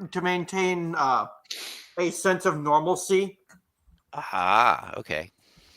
Cool. And but like I was saying, I want the chat to also help with coming up with topics. That way you've got that organic feel, and it increases our community and our family dynamic because we care about each other. And whenever there's something that you guys want to know information about, and if you can drop that to us, we'll look it up for you. Because it's like I've told other people, I've got friends of mine that have a hard time understanding. I'm always researching the news stories that I see because I know that all the main news agencies are owned by 3 different companies. And I'm always cross-checking to make sure that the accreditors are actually independent of each other. So I'm not getting propaganda. And it's one of the reasons why I keep getting called a conspiracy theorist. And then 3 months later, somebody comes along and says, hey, did you see this? And I'm like, yeah, I showed it to you and you called me a conspiracy theorist. No, I didn't. Then you show them the evidence where they did call you that. And they're like, oh, I'm sorry. Because you've already seen the news and you tried to warn people about it and nobody listened. It's like the whole deal with Joe Biden being a couch potato. With the, he was much worse than a couch potato. Hey, I'm giving him credit. Because, this is stuff that, I mean, I get better news from outside of news agencies. I most of the news I'm getting is coming from Australia, the BBC World, and I can't remember the name of the other the other one that's they're all independent. I go with independent stuff as well, be it the Blaze or what used to be. I know Project Veritas doesn't really exist anymore once O'Keefe left it, but O'Keefe's undercover work, OMG, I think is what he calls it now. That where he's still doing his undercover stuff, and it drives me nuts that so much of the news is being under the control of very few people, and the news is no longer them just reporting what's going on. They're putting their spin on everything, and that scares me, because when you've got that as the only type of news that the majority of people are listening to, no wonder so many people think of the other side as evil. And there's so many people that actually believes that it was the Democrat Party that supported civil rights, when the Democrat Party is the one that fought civil rights tooth and nail right to the bitter end. Or worse yet, you've got people out there who think it was the Democrats who freed slaves, when it was the Democrats who were the ones responsible for slavery and fought to keep slavery. And that's that gets to me, especially when it's people who should know better. But like I said, it's when the message has gotten out there so into the ether for so long, people don't want to see the truth. Or whenever they do get confronted by the truth, they don't want to accept it. I think it was Mark Twain said it's easier to lie to somebody and convince them the lie is the truth than to convince them that that they've been lied to.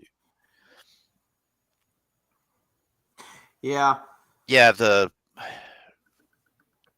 Shrubby actually has a point here.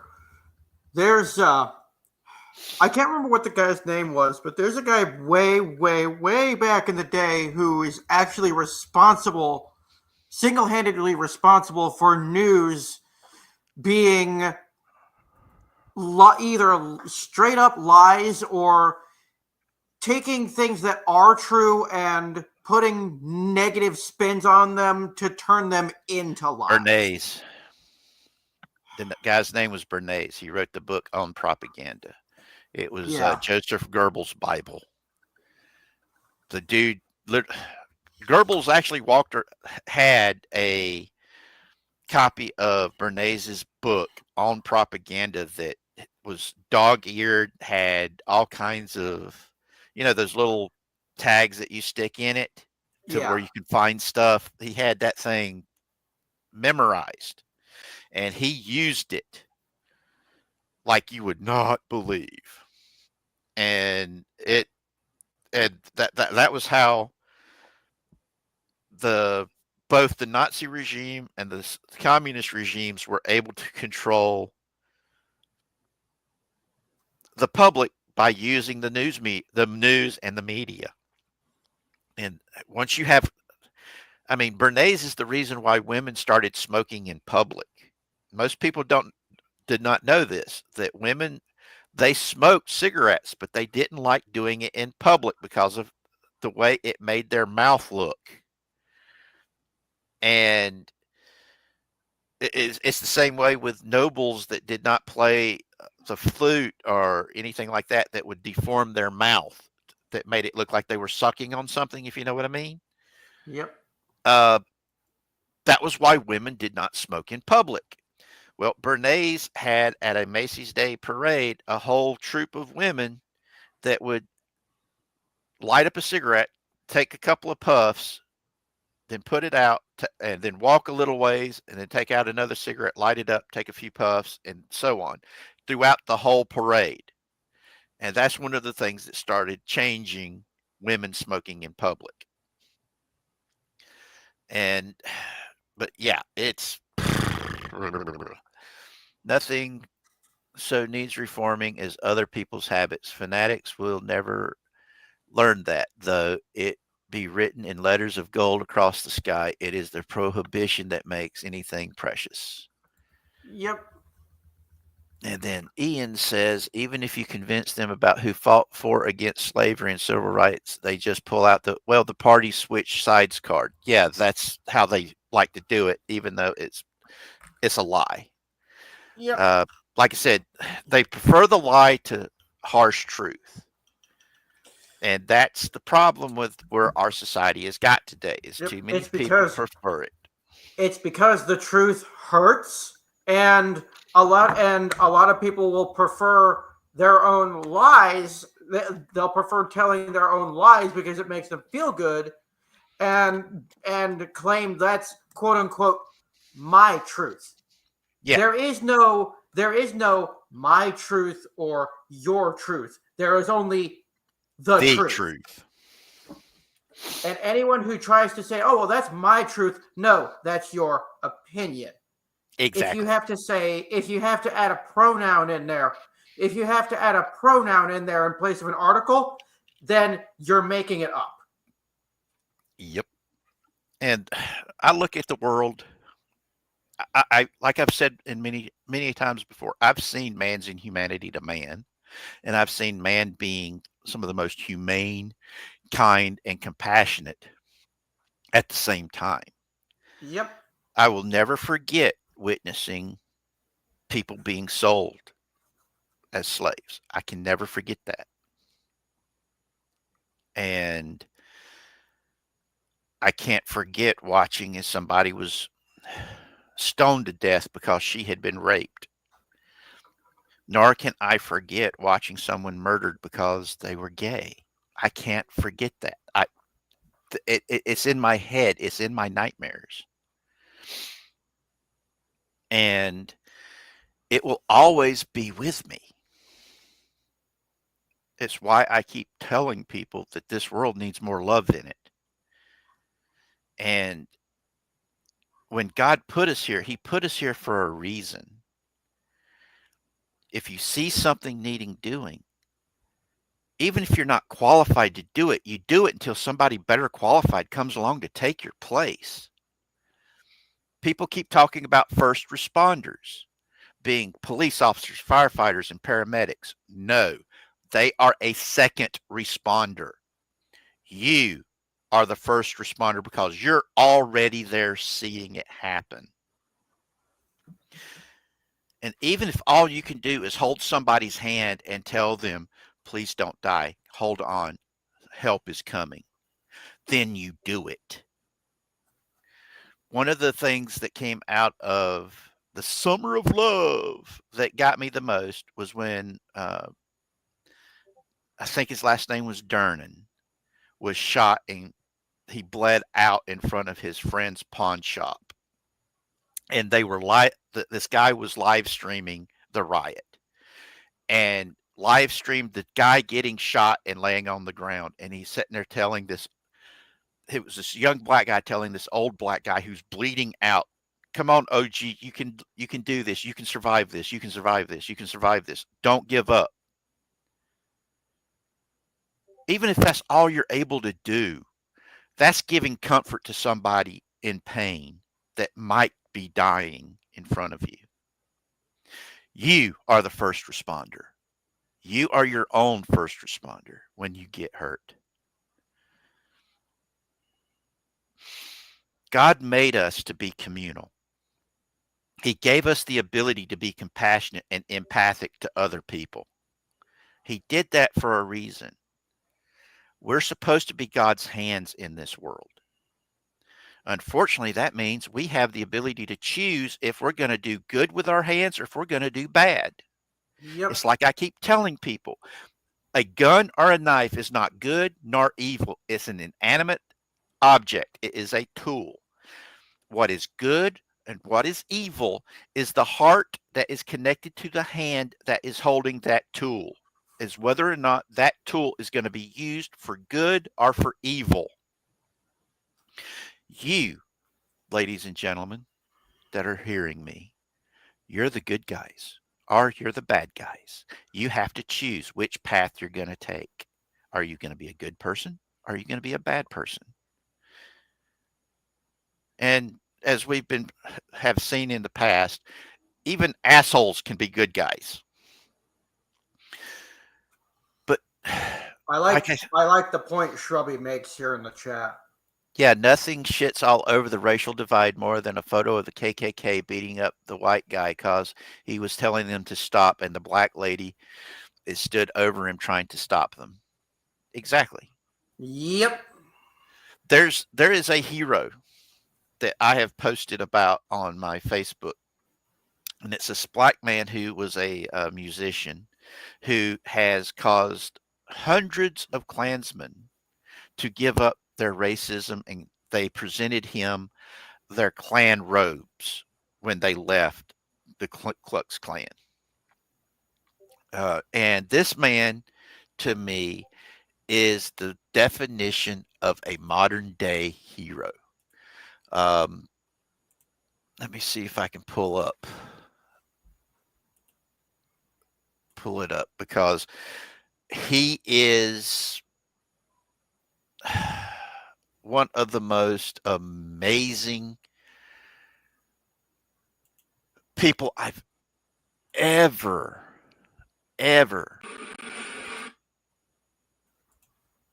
read about. And let me see if I can find it, because he's on my Facebook page where I posted about him. But he became friends, just started talking to people that were Klansmen. This black man talking to these racist, bigoted thugs. And he was able to show his humanity to them, become friends with them, and bring them away from being bigots and racist and thugs. And he did it by becoming friends with them. Okay? Yes, Daryl Davis, that's the man. He did this just by talking to them. And then you've got the entire left side saying, no, don't talk to them. They're evil Nazis. You can't talk to them. They're monsters. You can't talk to them. Why do you think I wanted this channel to be to where I can talk to people, to let them see me as a human being, to see where I'm coming from, that I'm not what they have been told I am. I want them to see us that way, you know? It's not about erasing differences or ignoring the past. It's about understanding that our future doesn't have to be defined by them. Yes, exactly. Absolutely.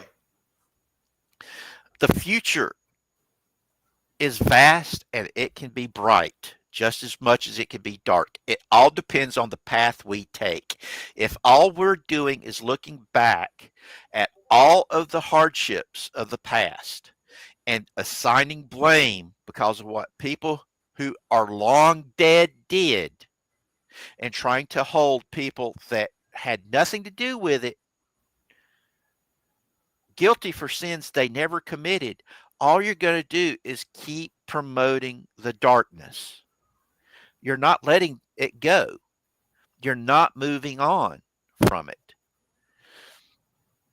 There's I can't remember his name, but there was a black man that I was watching on YouTube was talking about the fact the only way to get past racism is to get past racism by putting aside and stepping away from it and moving forward. I believe it was I know who you're talking about. I can't think of his name right off the bat. And Morgan Freeman. Yes, Morgan Freeman. Morgan Freeman. The best way to get rid of racism is to stop talking about it. Exactly. Let it go. Just move on, just like he has. And he is. It's like we talked about last week with Afrikaners and how people are having. They just don't want to see white people as victims of something like this. And I'm sorry, I still live by the motto of never again after the Holocaust. What's going on in South Africa towards the Afrikaners reminds me of all of the laws that got passed that victimized the Jews in Germany and Austria and other occupied territories. And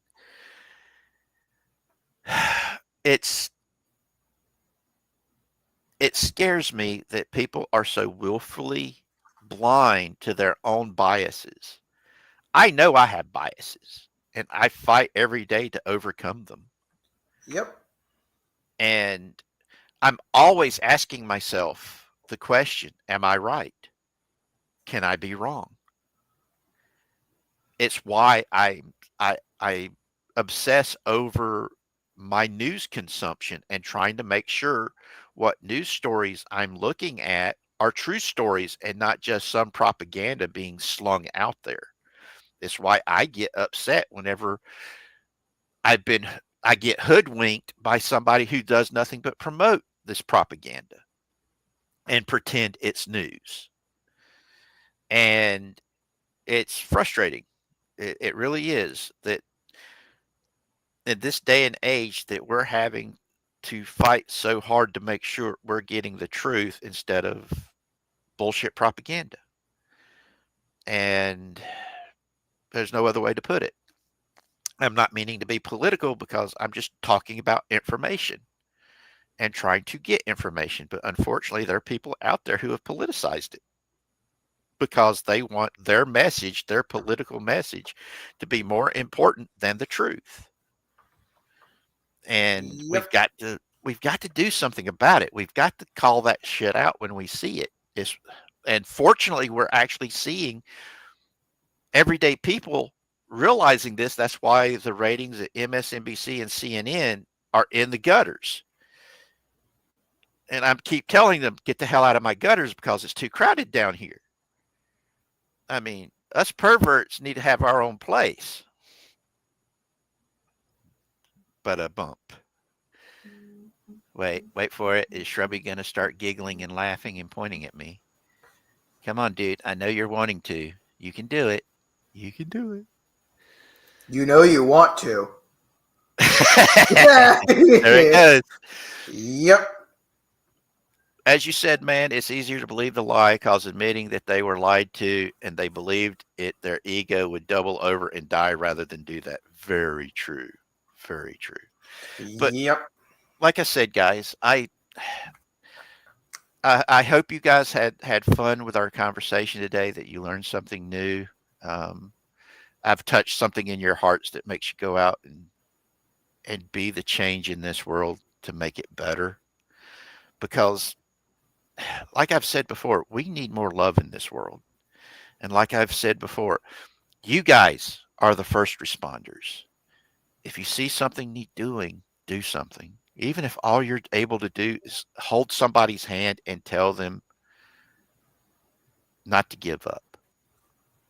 Because I've been in that situation where I was that person that was so overwhelmed and trying to find work to get off the street, get my family off the streets when we were homeless. And all somebody could do was tell me not to give up, that they believed in me. That gave me the strength to keep going. And you guys can do that too. Not so much as it makes me want to go out and change it, just reminds me that for all the raising level of scum, there are still people on islands like me trying to fight the tide. Very true, Shrubby. That's why I keep referring to us as a family.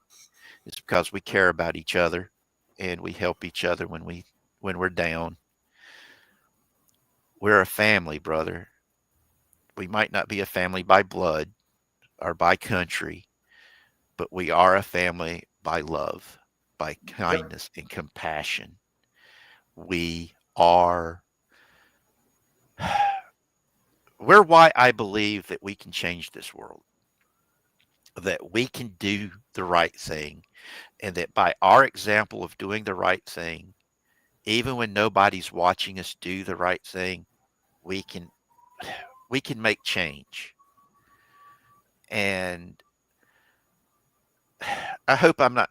I hope what I'm trying to say is getting through, because at this moment I'm not sure if I'm saying it right.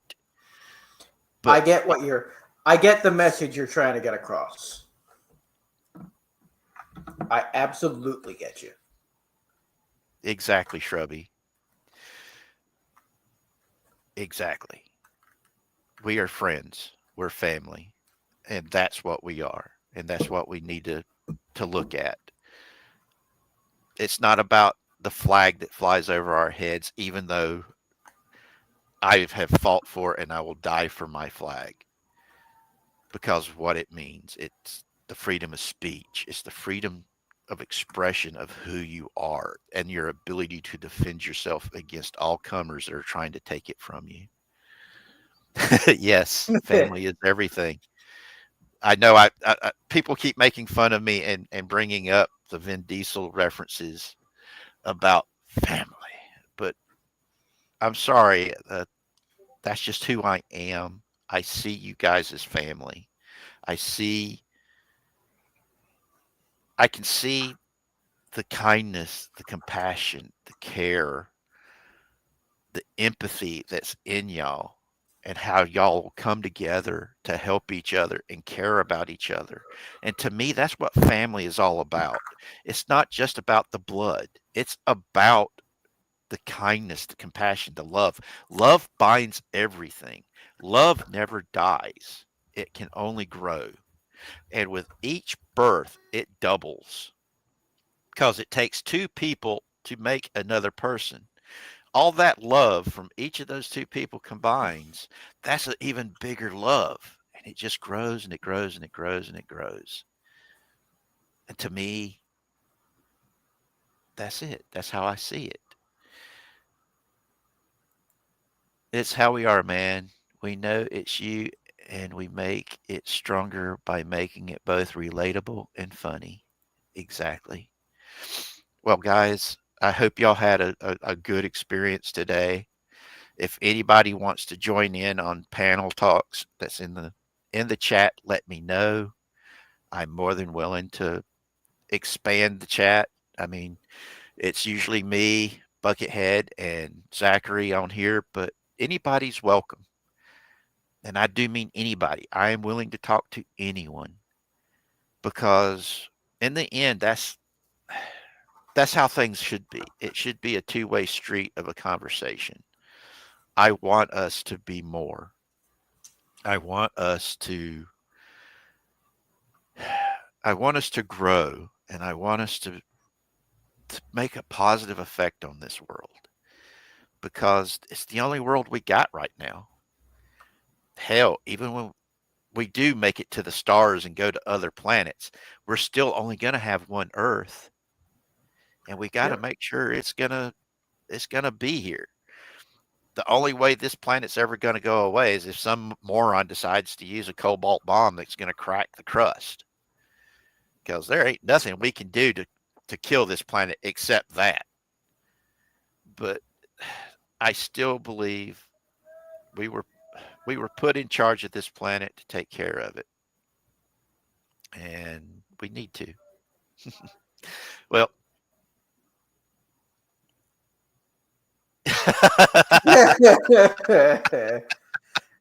true. I mean, at one point, I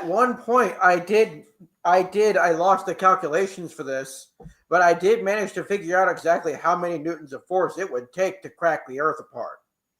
Oh, people have already done that before in the past, Bubba. But we will be talking about some other fun stuff too, because Mary Stone, she's got her new laptop.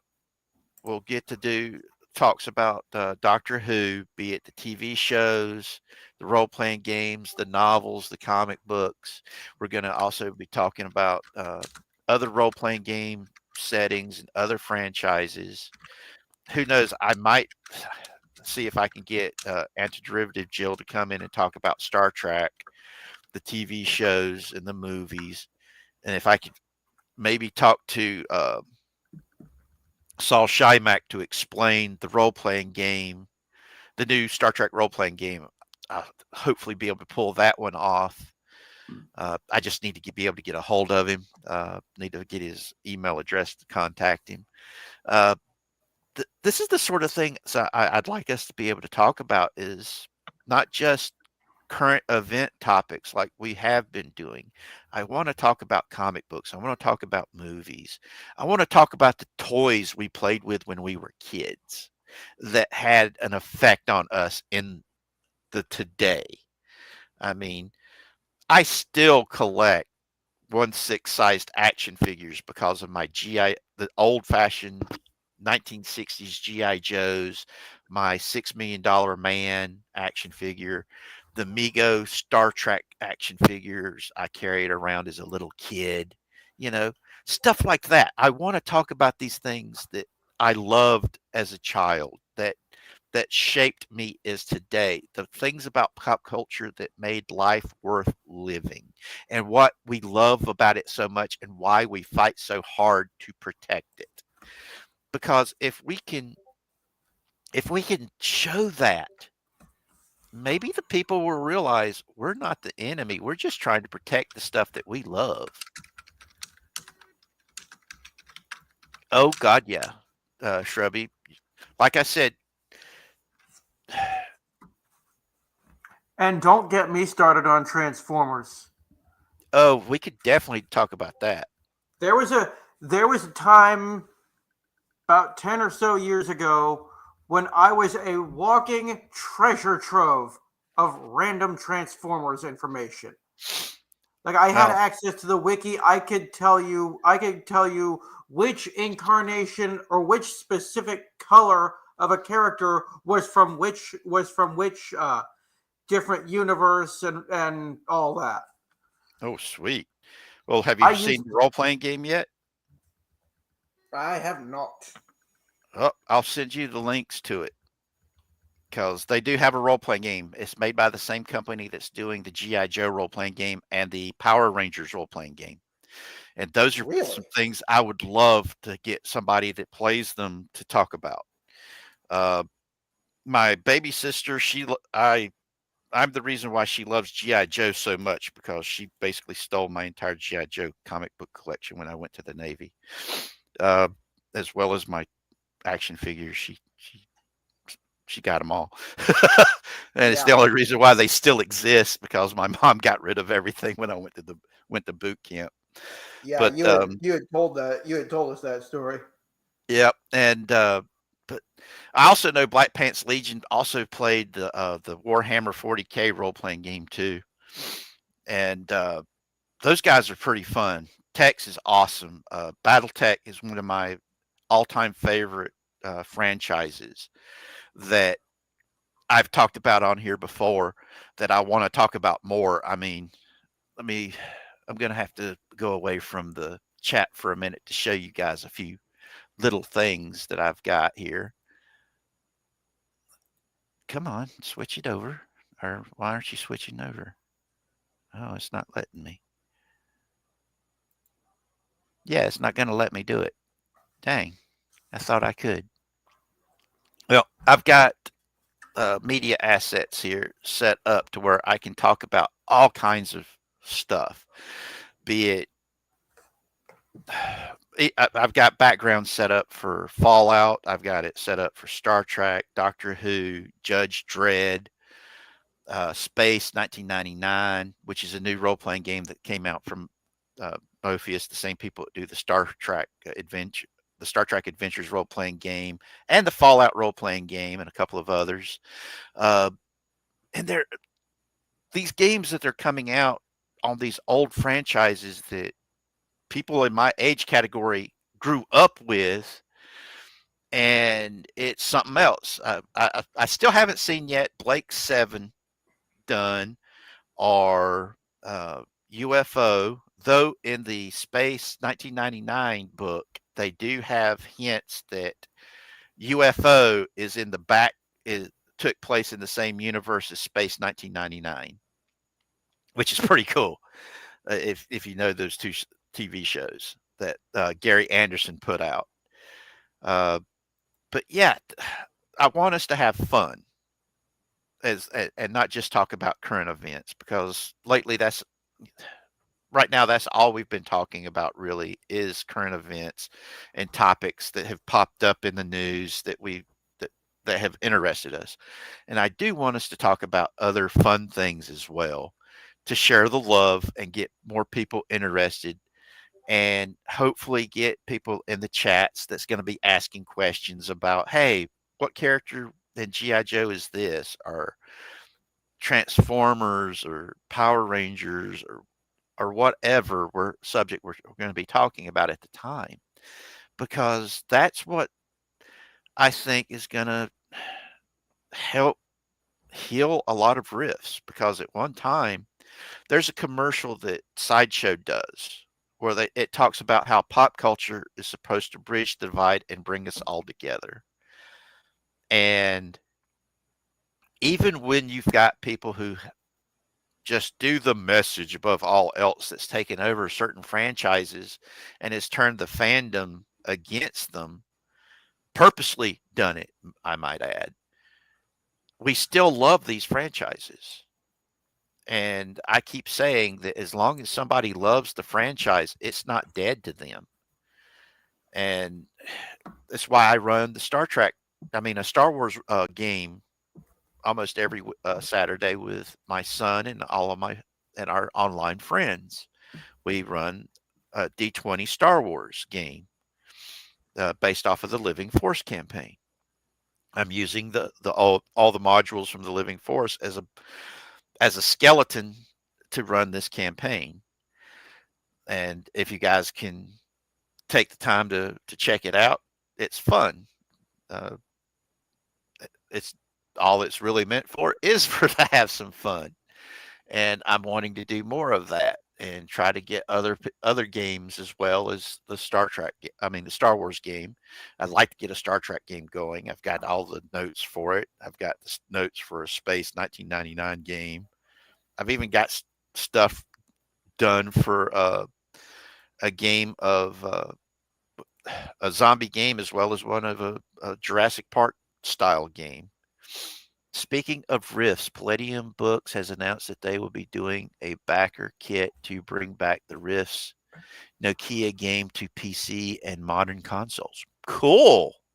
I used to play the Palladium Rifts and Robotech role-playing games all the time back in the Navy. In fact, that took the place of D&D for me for the longest time, was the Palladium system. Because like I said, we played the Palladium games of Rifts and Robotech nonstop back then. We also played BattleTech Second Edition, the role-playing game that they had for that. Let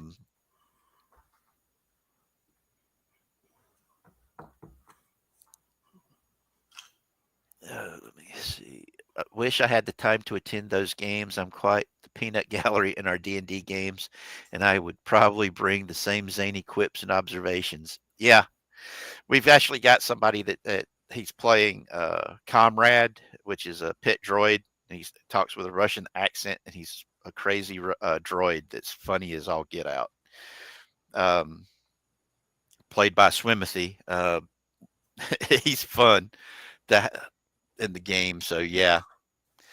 But like I said, it's one of the things that we're trying to. I want to do more of, to share the love, get more people involved, and get everybody excited for stuff again, and show our humanity, and be happy, and be an example.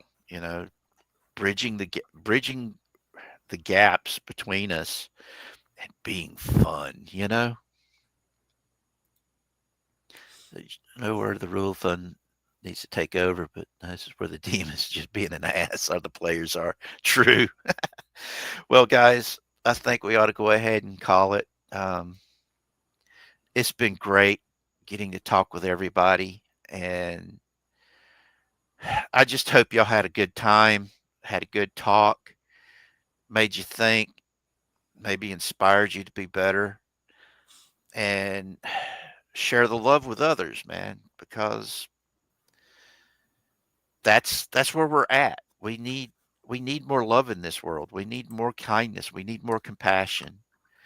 And I just know that you're not alone, that you are loved, and you are amazing.